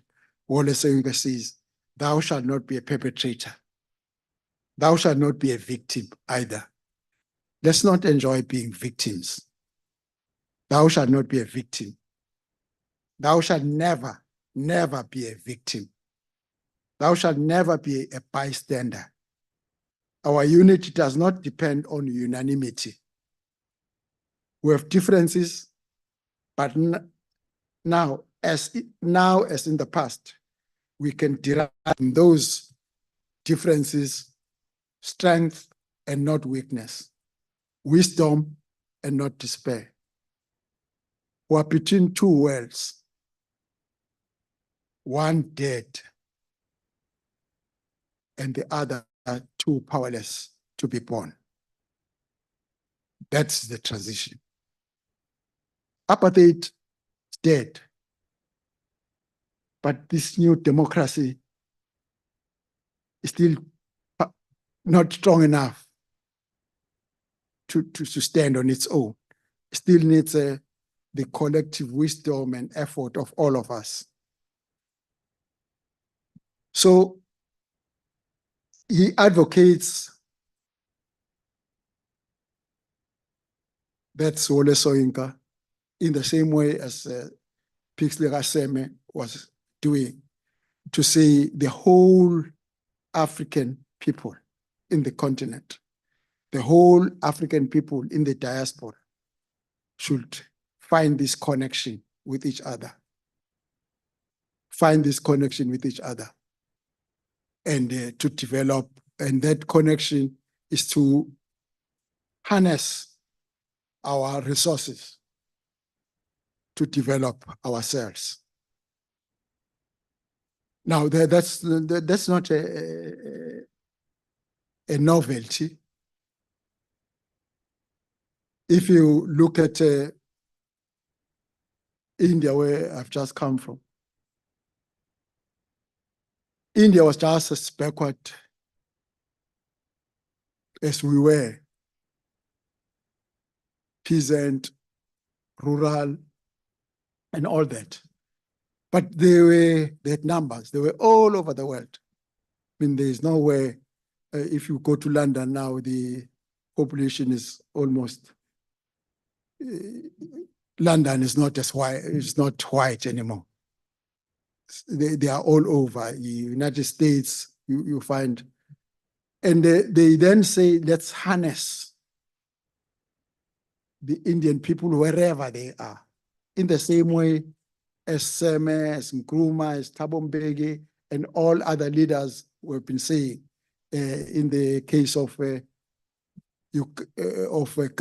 Nkrumah was saying, all Africans come, who are free, but help us to develop this little corner that we've freed to be stronger. So you find all these Africans coming over there. So with the Indian people, those who were there developing this technology in the Silicon Valley and all that came back, not physically, but they started working for home. Home is India, even though you have never set your foot there, but it's home. Because this is what gives you pride. Where you're coming from, a poor street sweeper in New York who is Japanese, say very proudly it's Japanese, because there is some history, there's something that, religion or something that they can say, this one is inferior to nobody. So is everybody else. It's us who tended to be sort of afraid about who we are. So then Soyinka then says, let's collect all these Africans wherever they are. He says, find them, bring them here. If they're halfway across the world, chase them. If they're in hell, ransom them. Let them symbolize all that is noble in our nation. Let them symbolize all that is noble in our nation. Let them be our historical link for the season of rejoicing. And we hope that through the African Renaissance, we ourselves will begin to reach this season of rejoicing, not the season of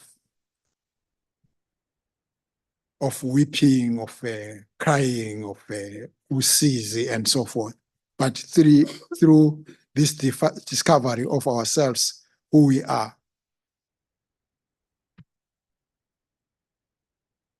So we see Africa, therefore, through our efforts of reviving, renewing ourselves, discovering who we are and what is our role in the world, then emerging, re-emerging, so that we start translating our own fortune of being able to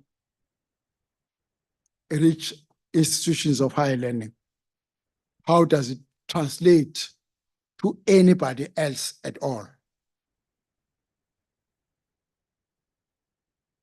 You might have the attitude to go to nani kuphi ngilala ngingalali istudisha ngibulawa ama assignment nani kuphi. So it's got some nami, so we enjoy. That's one attitude. It's not an isolated attitude. Some cultures can afford it, but as Africans, we can't. We are saying those who have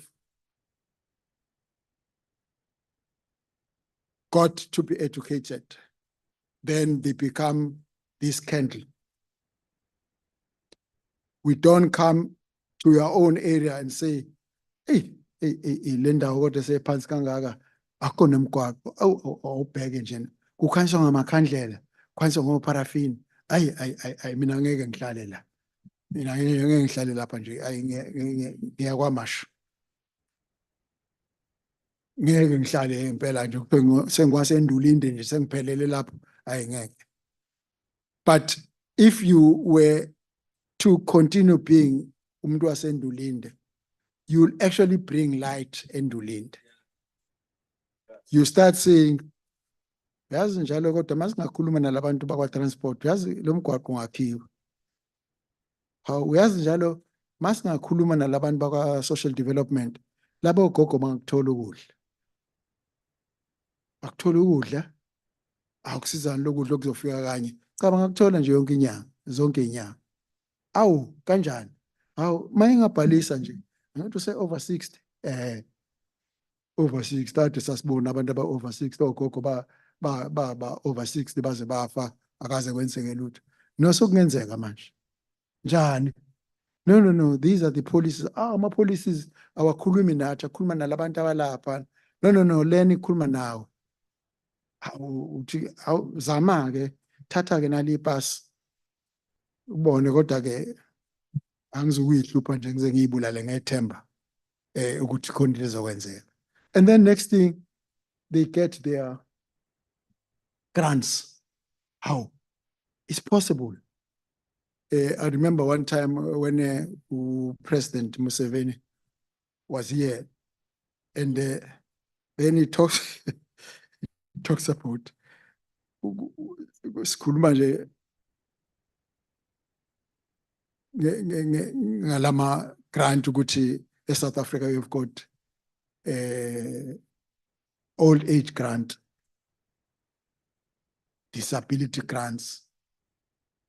But oh, okay, so you give it to members of the ANC. But no, you give it to everybody. What do you mean everybody? No, your qualification is that you must be over 60. And just give them like that, anybody, just because they're 60. Ow. And indeed, that's there, it's in the law, it's in the practice. It's in the practice. So you can't be refused. You already qualify for the grant. Oh, I'm saying you qualify for the grant.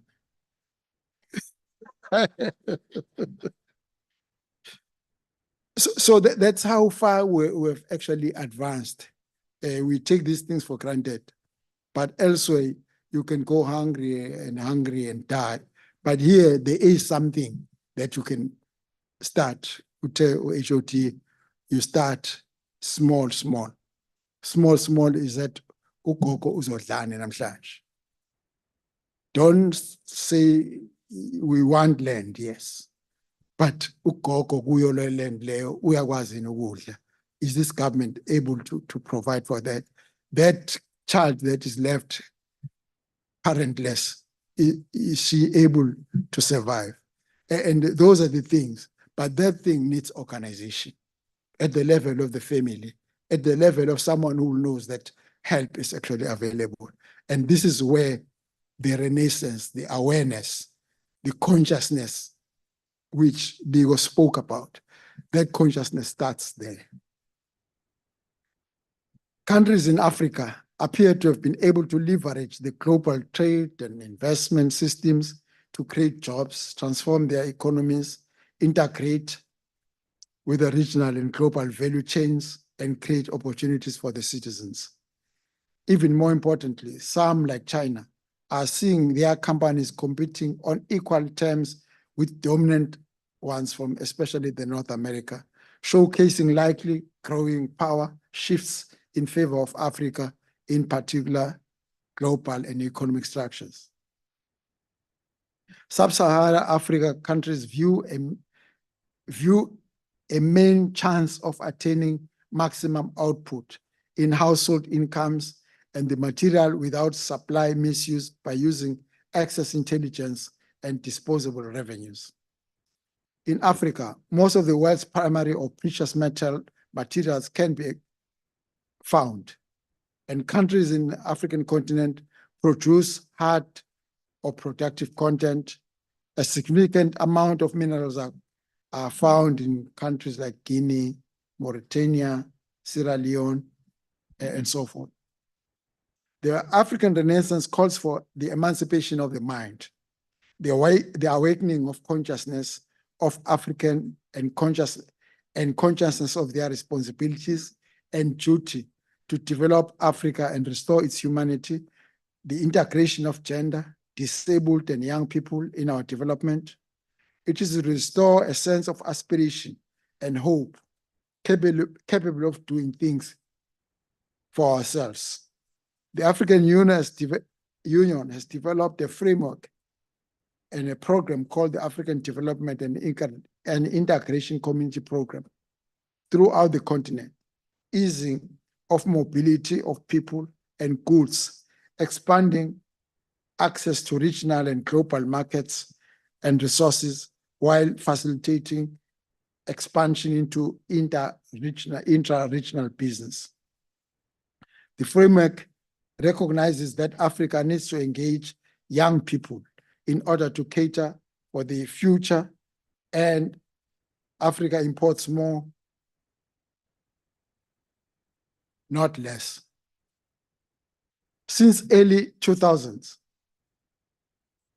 Africa has been undergoing a revolutionary transformation that aims to create and sustain democratic governance, spur economic development, and ensure security and stability on the continent of Africa and for its peoples through the visionary Renaissance movement.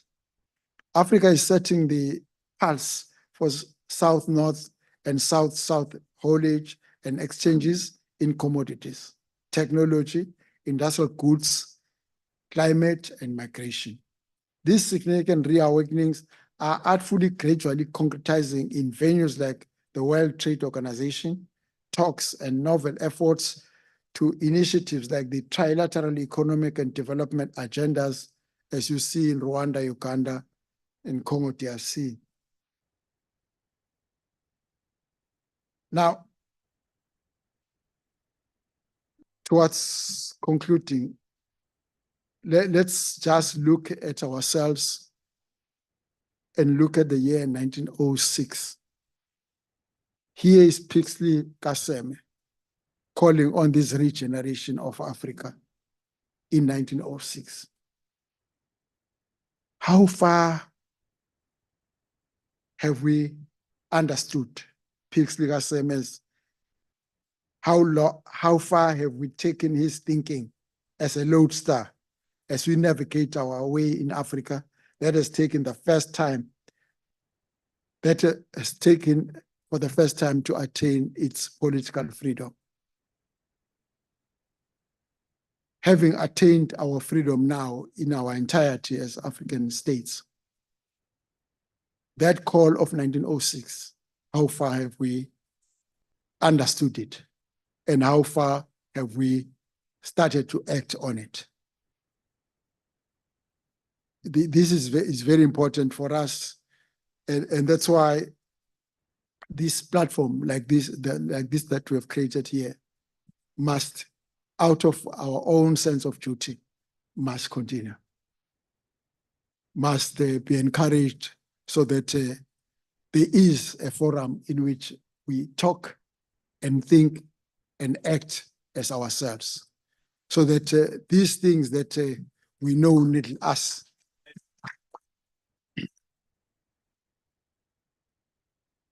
And lastly, we should also get rid of our inferiority complex. it manifests itself in various ways. Even when we come together as ourselves, when we do something, bakontrola umlungu loya. Umlungu is ubiquitous, is everywhere in our mind. Noma umuntu omnyama ngenzani on their own. Ukontrola umlungu. Why lo mlungu epowerful kangaka noma sisodwa sola ukuthi kunomlungu phakathi. It's a very, very strange thing. When way back in 1976, when one was interrogated, tortured, bangikhipha lamazinyo lana. Thank God for my implants. So, bakubonise bakunike album lapha now. Who is this one? Oh, it's Oliver Tambo. Who is this one? Oh, it's Kobe. This one. This one. So we are coming back album and so forth. Manje khona lama special branch amnyama, they captured them. Bangabasondeza eduze kwethu. Intalo kwethu babe khona nje mabekushaya, but above that akufanele kuzwakala ukuthi wenzekani. I was arrested in May 1976.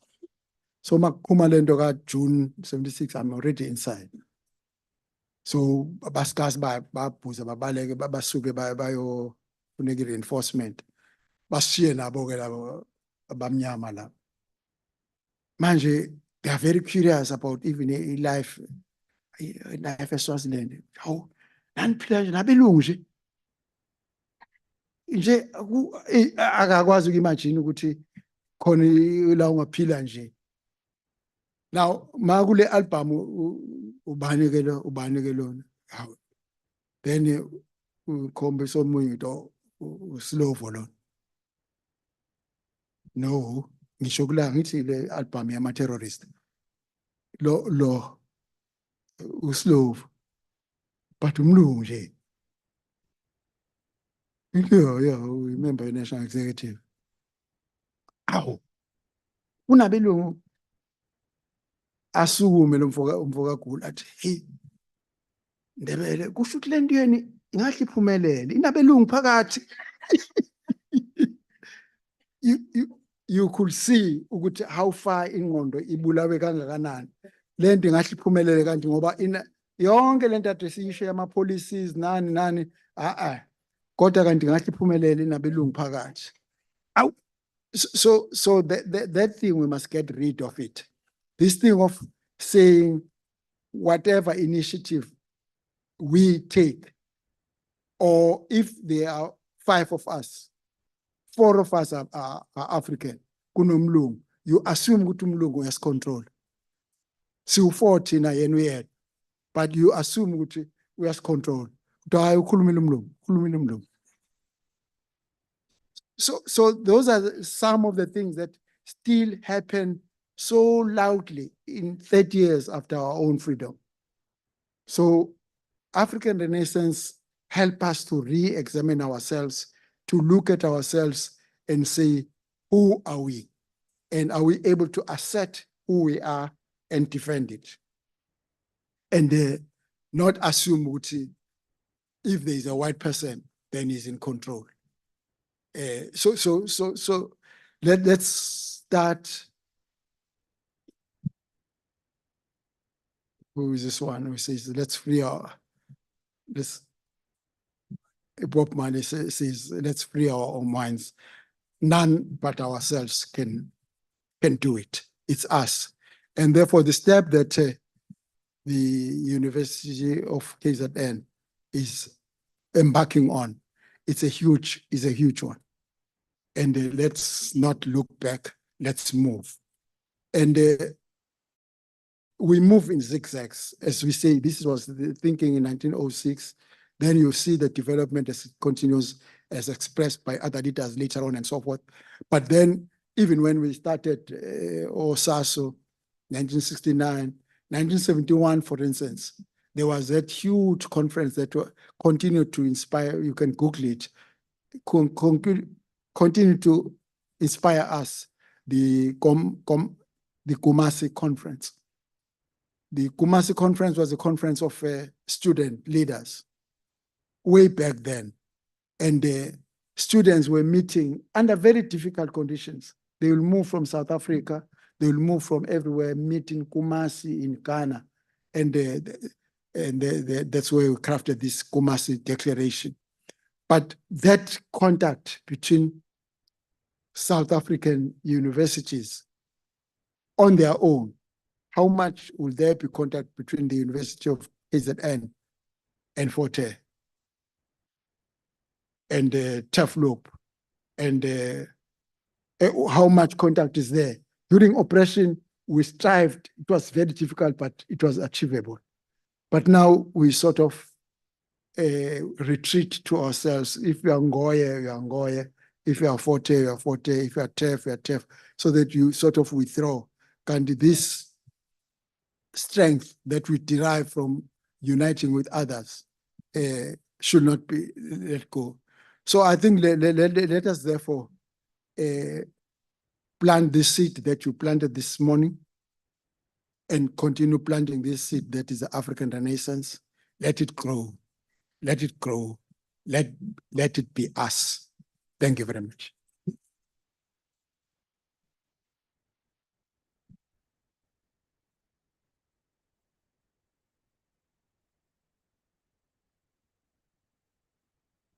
Thank you so much, Your Excellency. That was so much to think about, so much to action. And I keep being reminded that this is a collaborative effort, that we must unite into making sure that this emancipation is 100% successful. So I'm going to rebrand and say, because I feel like these platforms are so important that we continue to amplify such conversations so that people know that we are also part of the solution to make Africa better. So now, because I know that this was a lot to take in, I'm going to have Mr. Mpumelelo Nhlape, who's going to just be coming and telling us just a recap of what this first session was about, because I know that was a lot. So, Mr. Nhlape.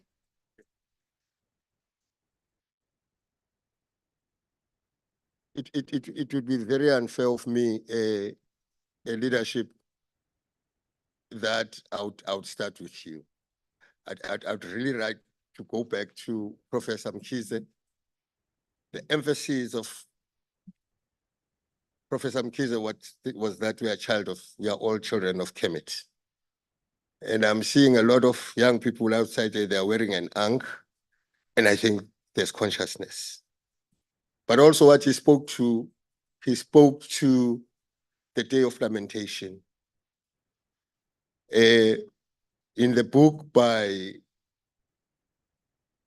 the erstwhile former minister of Excursion with My Comrades, it speaks to Impiase Sandwane, but in a different way.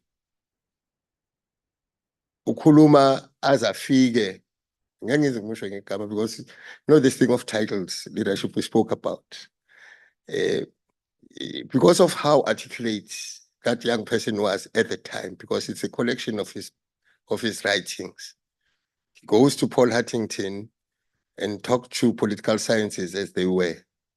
And then it gets to this thing, Impiase Sandwane, but when it gets to the 4th of July, a day that since I came back to the province, we only celebrated it, or we lamented it once. And I want to go to you, Zawadi, to say, I want to argue, like the leadership has argued, His Excellency Sondebele, that I want to argue that Still I Rise comes from Charlotte McClurg. But everybody would want to go to Maya Angelou. And again, the African Regeneration Program in 1906, the land question is in 1918 by the very same protagonist called Prixley Gasem. Actually, that is why we see the radicalization of a young man at the time by Antoine Lembede, that in 1946, he writes to the world newspaper that the land is ours. And he's saying it in 1946, that is Muzwa Kelembet. Now, coming to Professor Ojong, he spoke to what His Excellency Trade and Development, Academia Heritage, and how do we package ourselves as African. And then she moved into tourism, which is very important today. We've got the Africa Tourism Indaba that is happening, and we are here also, it's happening almost at the same time. That is why we don't have our Tigwini representatives here, and that is why hotels are fully booked, JD. So that is why Christ went to a very far booked place. So these are programs that are here at the university, but we don't see activism coupled with that. How we package ourselves and how do we see, you can go anywhere else and think of what a holiday can be, but we never would get an African package that would actually satisfy us. We go to holidays and want to behave like everybody getting into a safari, coming to Africa, seeing elephants and stuff like that. Whereas we should be driving the agenda of what African tourism and cultural tourism is all about. Sport tourism is all about. Yesterday, Roger Miller celebrated 71 years in Cameroon. In South Africa, we've got lots of legends. And before Roger Miller, there was Stephen Kalamazoo Mukoni, the first African to play, also South African. Also, I'm trying to bring this to your attention, colleagues. We should understand that now in South Africa, now in South Africa, in the African Regeneration Program, we've been there. In the choral music space, remember Charlotte McLeod did not go and sing there. She went for her academic program, but her voice came through. So the 4th of July, the lamentation and the cutting down of the Palace of Ulundi became very, very, very profound in the speeches ka TVC Mkhize. Bring them back home, Wole Sonika. And I wanted to remember the Calvinism movement, what happened in all the islands, in Jamaica and around Guyanese and all those things. The movement was already there. They get in there and they make a mark. And for us to think of those people, they are the people that produced Obo Walter Rodney. I'm talking to a person that in this institution, if you can go, these things are not being put onto public. They are kept at reserves. You can go now, each might have all the books that I'm talking to, they are not, even including Mein Kampf. Mein Kampf, you'll never find it. And because it brings back that nationalism, if you read it objectively, you become a nationalist of some kind. But you'll never find it at the public gallery. You'll get it at reserve, because I'm from this university. And we drove the program here, what we call match. We were the leadership that was there at the time. And also during your tenure leadership, I was part of the group, it was Tembiso that actually wrote the youth policy that was written as well by Obobabu Mchali, and then we had to correct, and we enjoyed hotels through your leadership, and then we did not know what to anticipate, but we got there. So In Pursuit of the Saints is a book written by Ken Wiwa, a son of Ken Saro Wiwa, that what is it that we need to pursue in the African agenda? What is it that, how do you see Prixiga Seme today? How do you see Anton Lembete today? How do you see Spusiso Ndebele today? How do you pursue? Now, we then have to conceptualize how do we pursue the agenda? And the book that speaks to that, it's In Pursuit of the Saint by the son of Ken Saro Wiwa. And then how do you take Africa and Africa in the world? Silencing the gun, the guns in Goma, in Eastern Republic of Congo. There is that region that leadership has spoken, that trade between Rwanda, Congo, and everywhere. But there are guns in the Eastern Republic of Congo, the cobalt wars that are happening there. And how do we then want to see ourselves expressing on what we see? There's still war in the Western Sahara.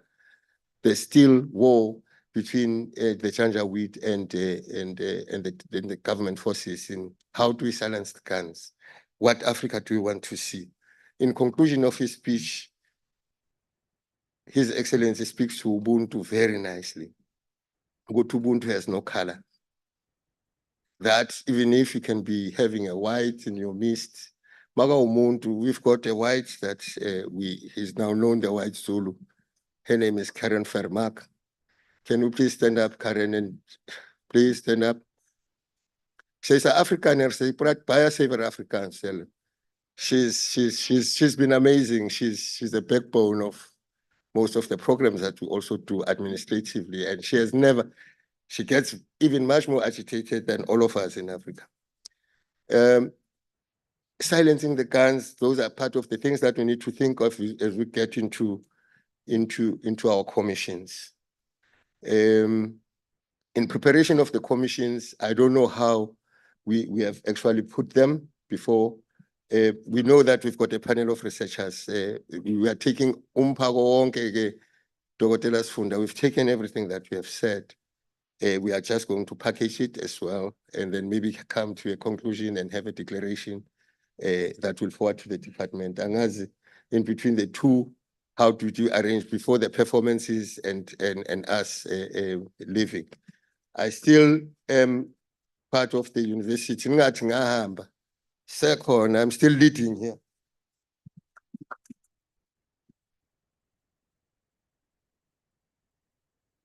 Thank you so much for that, Babu Nhlape.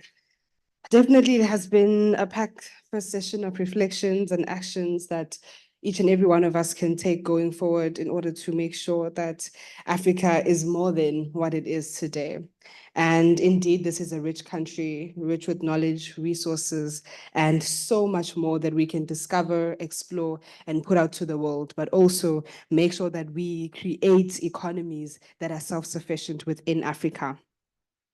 And now, just to wrap up our first session, we're going to have a performance, just a brief performance by Nosizwe. And yes, that will end up our first session. Thank you, Nosizwe.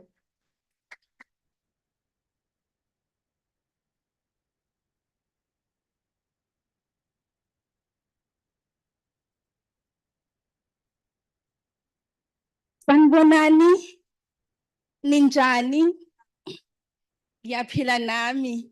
Kathi senikhathele. Ngicela senze kanje. Sisizane sizocula sonke sezwana. Ngicela laba abangala nabathi sithandwa samngoneni. Thina ngala sithi yini lengaka. Nazo-ke. Sithandwa samngoneni.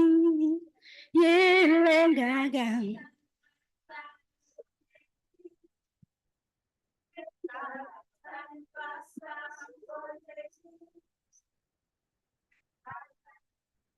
Okay, yes.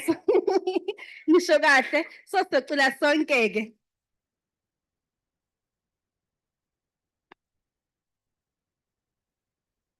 Sicula sonke. Ukhona umuntu engathi sithandwa la? Ngiyangirobha, ukhona umuntu engathi sithandwa? Noma ngathi ingane yakho isithandwa. Come on.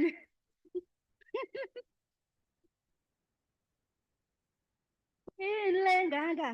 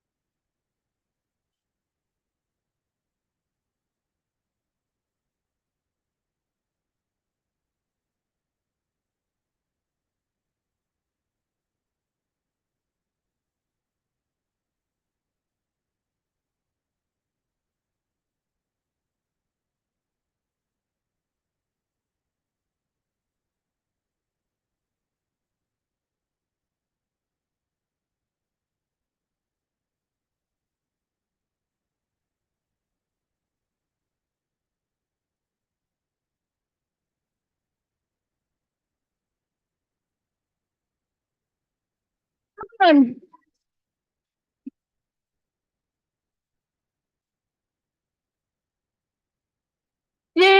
Gaga. Yile Gaga. Bensula ngala bensula. Bando. Yile Gaga. Yile Gaga. Yile Gaga.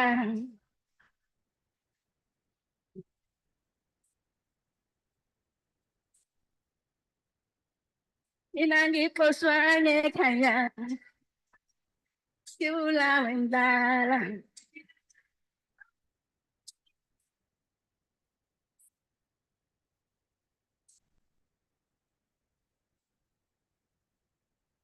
Inangi poswane kanya. Kula wendala faith. Amakaza faith. Baba gatemba. Inangi poswane kanya.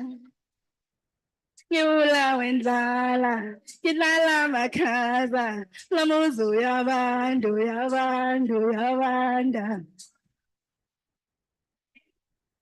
Yile gaga. Yile gaga. Yile gaga. Kanti yile gaga.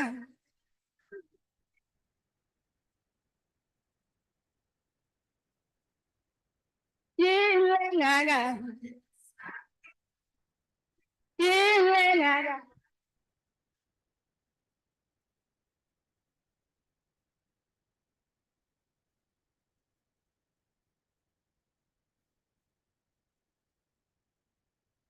Awindlala amakhaza mfethu.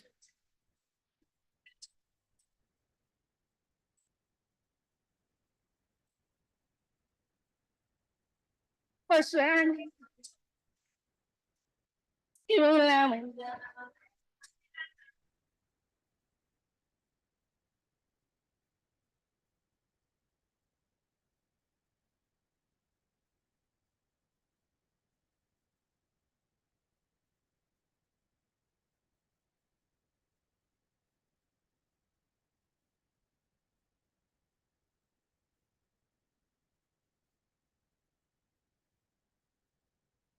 Thank you, guys.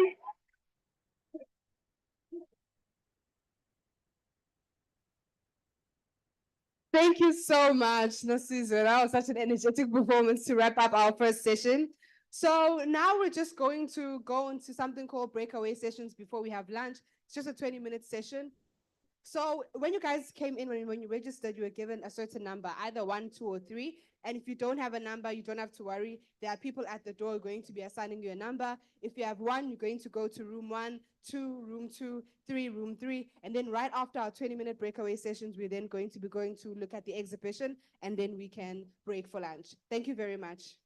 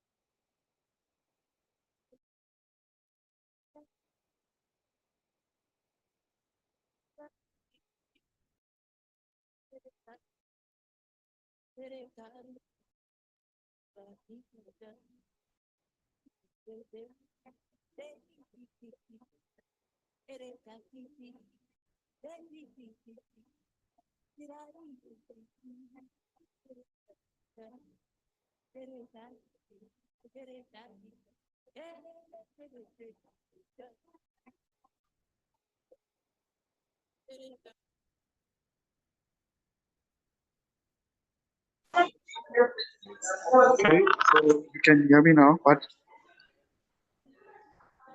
how does that sound? Am I audible? I'm audible there to you. You can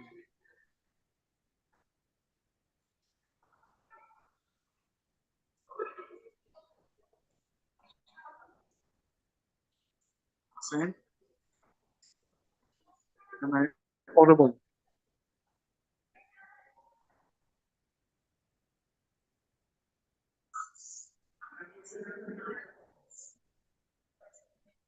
Say, all good.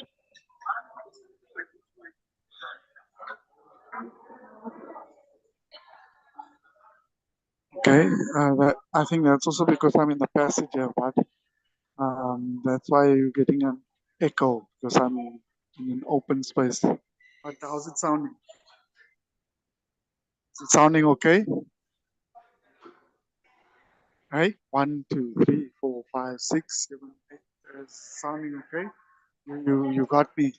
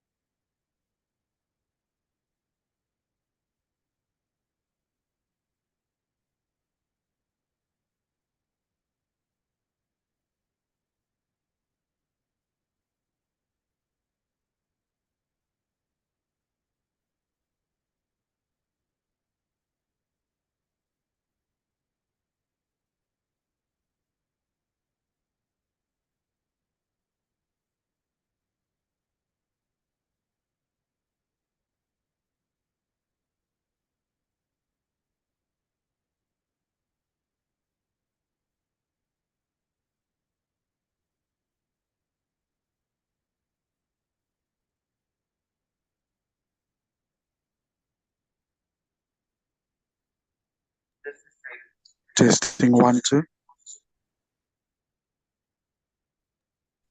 Test 1, 1.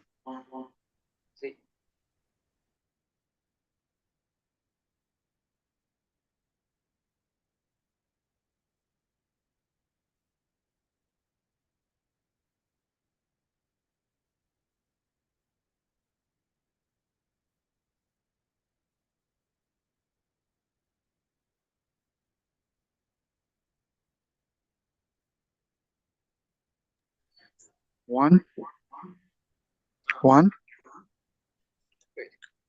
Why is it there? Why am I? Oh!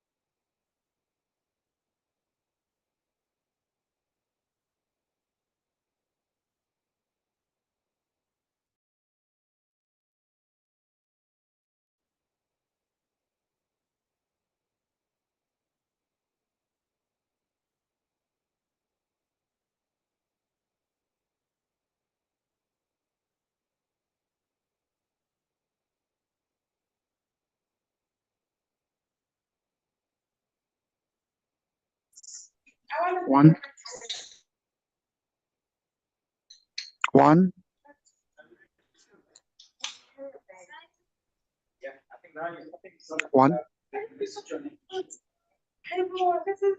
One. One. One. One.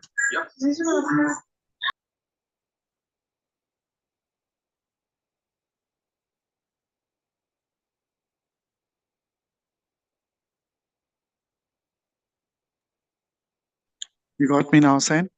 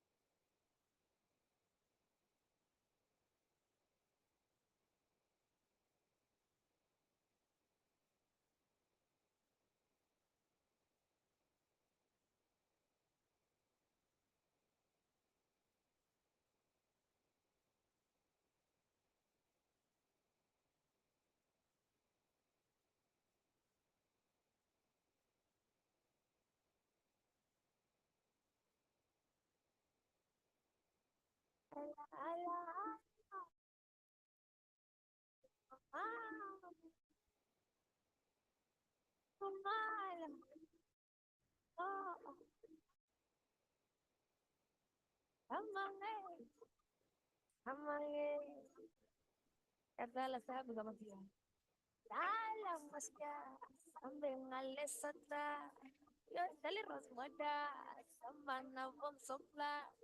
Maaf sopla, ene ngales sotra. Sodali rosmada. Ay ay. Dala sopla, sambil ngales sotra. Sodali rosmada, sambil nabom soska. Ay ay. Iya iya iya. Ay ay ay. Ay ay ay ay. Salam maska, sambil ngales sota.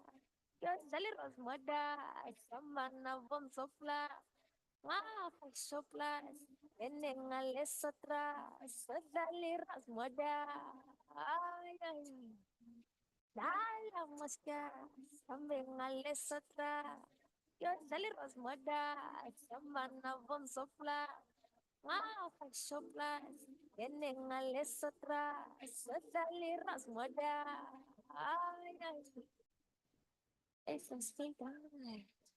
Moe anai. Enge. Sai enge. Eso es feita. Moe anai. Enge. Sai enge. Enge. Enge. Enge. Enge.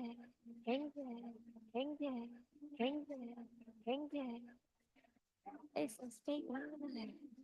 Moe anai. Enge.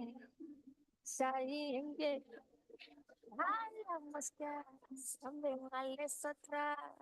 Yo dali rosmada, samana bom sopla. Maaf sopla, ene ngales sotra. Sodali rosmada. Ay ay. Dalam maska, sambil ngales sotra. Yo dali rosmada, samana bom sopla. Maaf sopla, ene ngales sotra. Sodali rosmada. Ay ay. Yes, 1, 2. Hello, hello, hello. Okay, that's fine.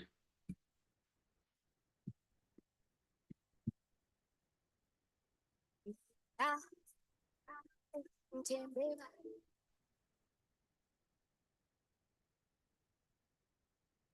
Ay, ay, ay, ay, ay, ay, and it's ah, uya babona, ay, ay, ay, scufus, calabatu gengenta, matini kanaya mi gengenta, extend Jembeba, matini batikamba, alala, peluhambe na mga bang kondiga, Hello, hello, hello.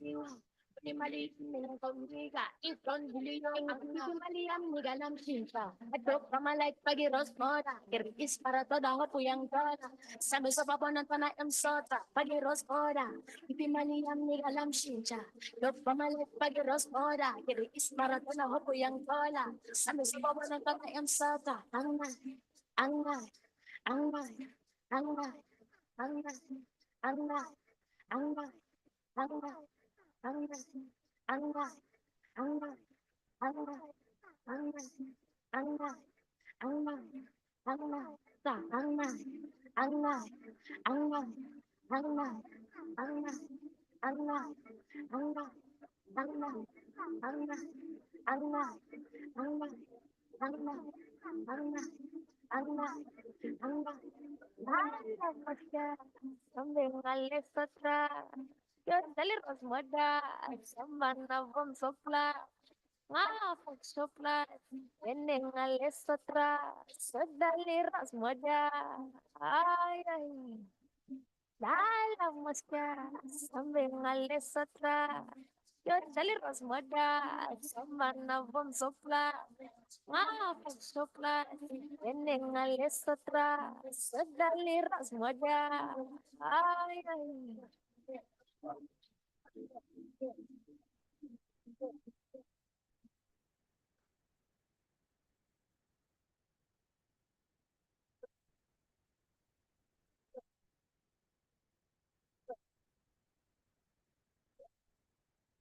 baby, baby, baby, baby,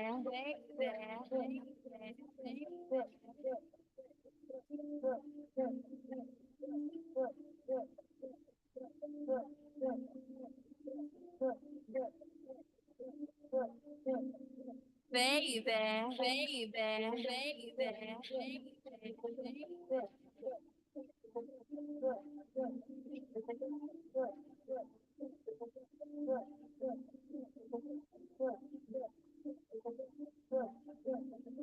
Saya bawa saya.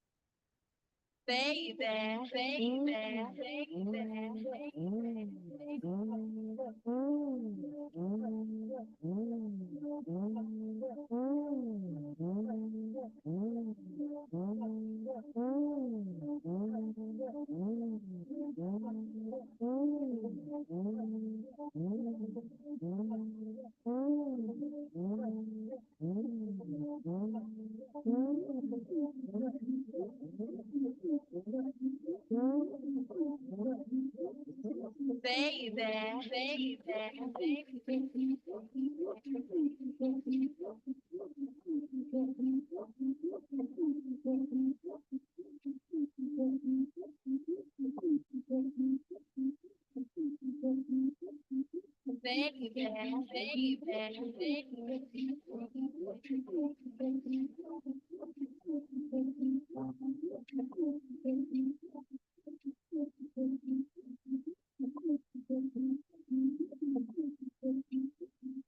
Saya bawa saya.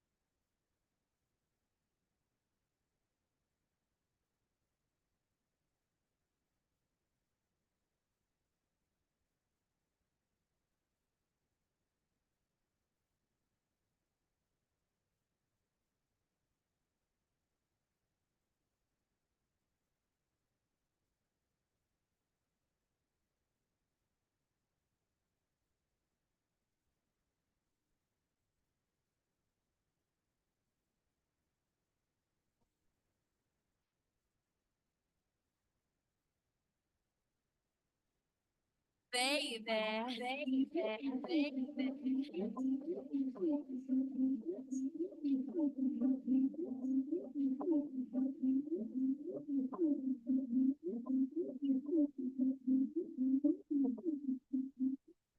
Shaya, Baba, Shaya. Baby, Shaya, Baba, Shaya.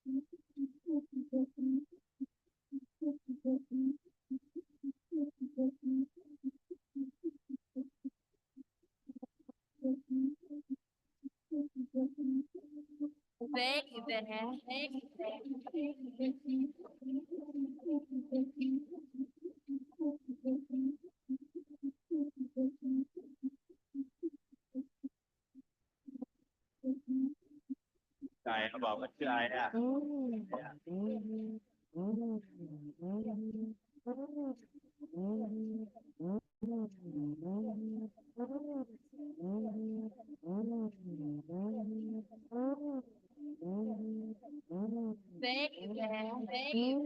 baby.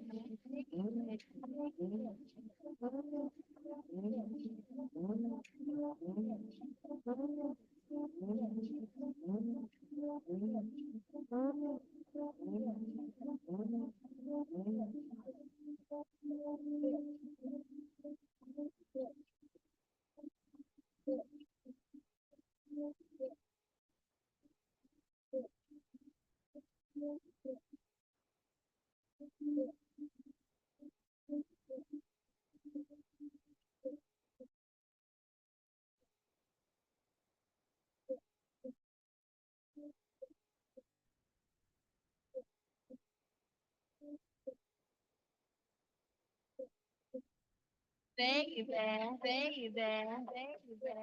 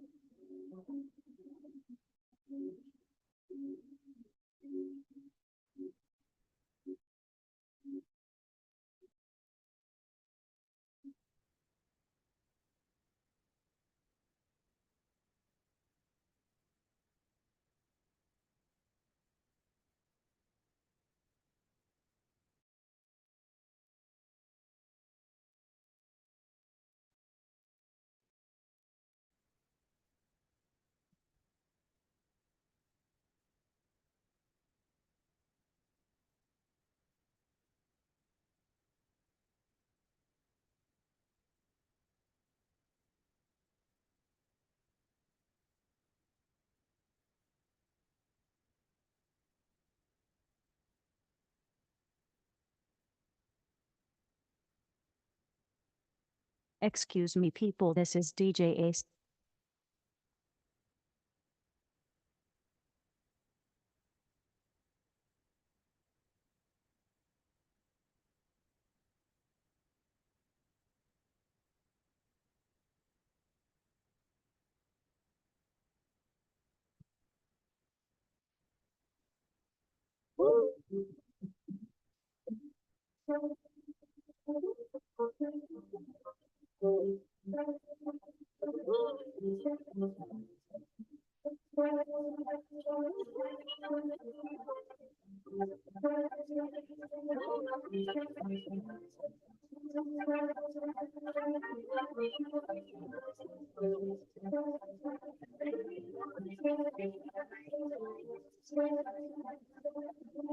These things were so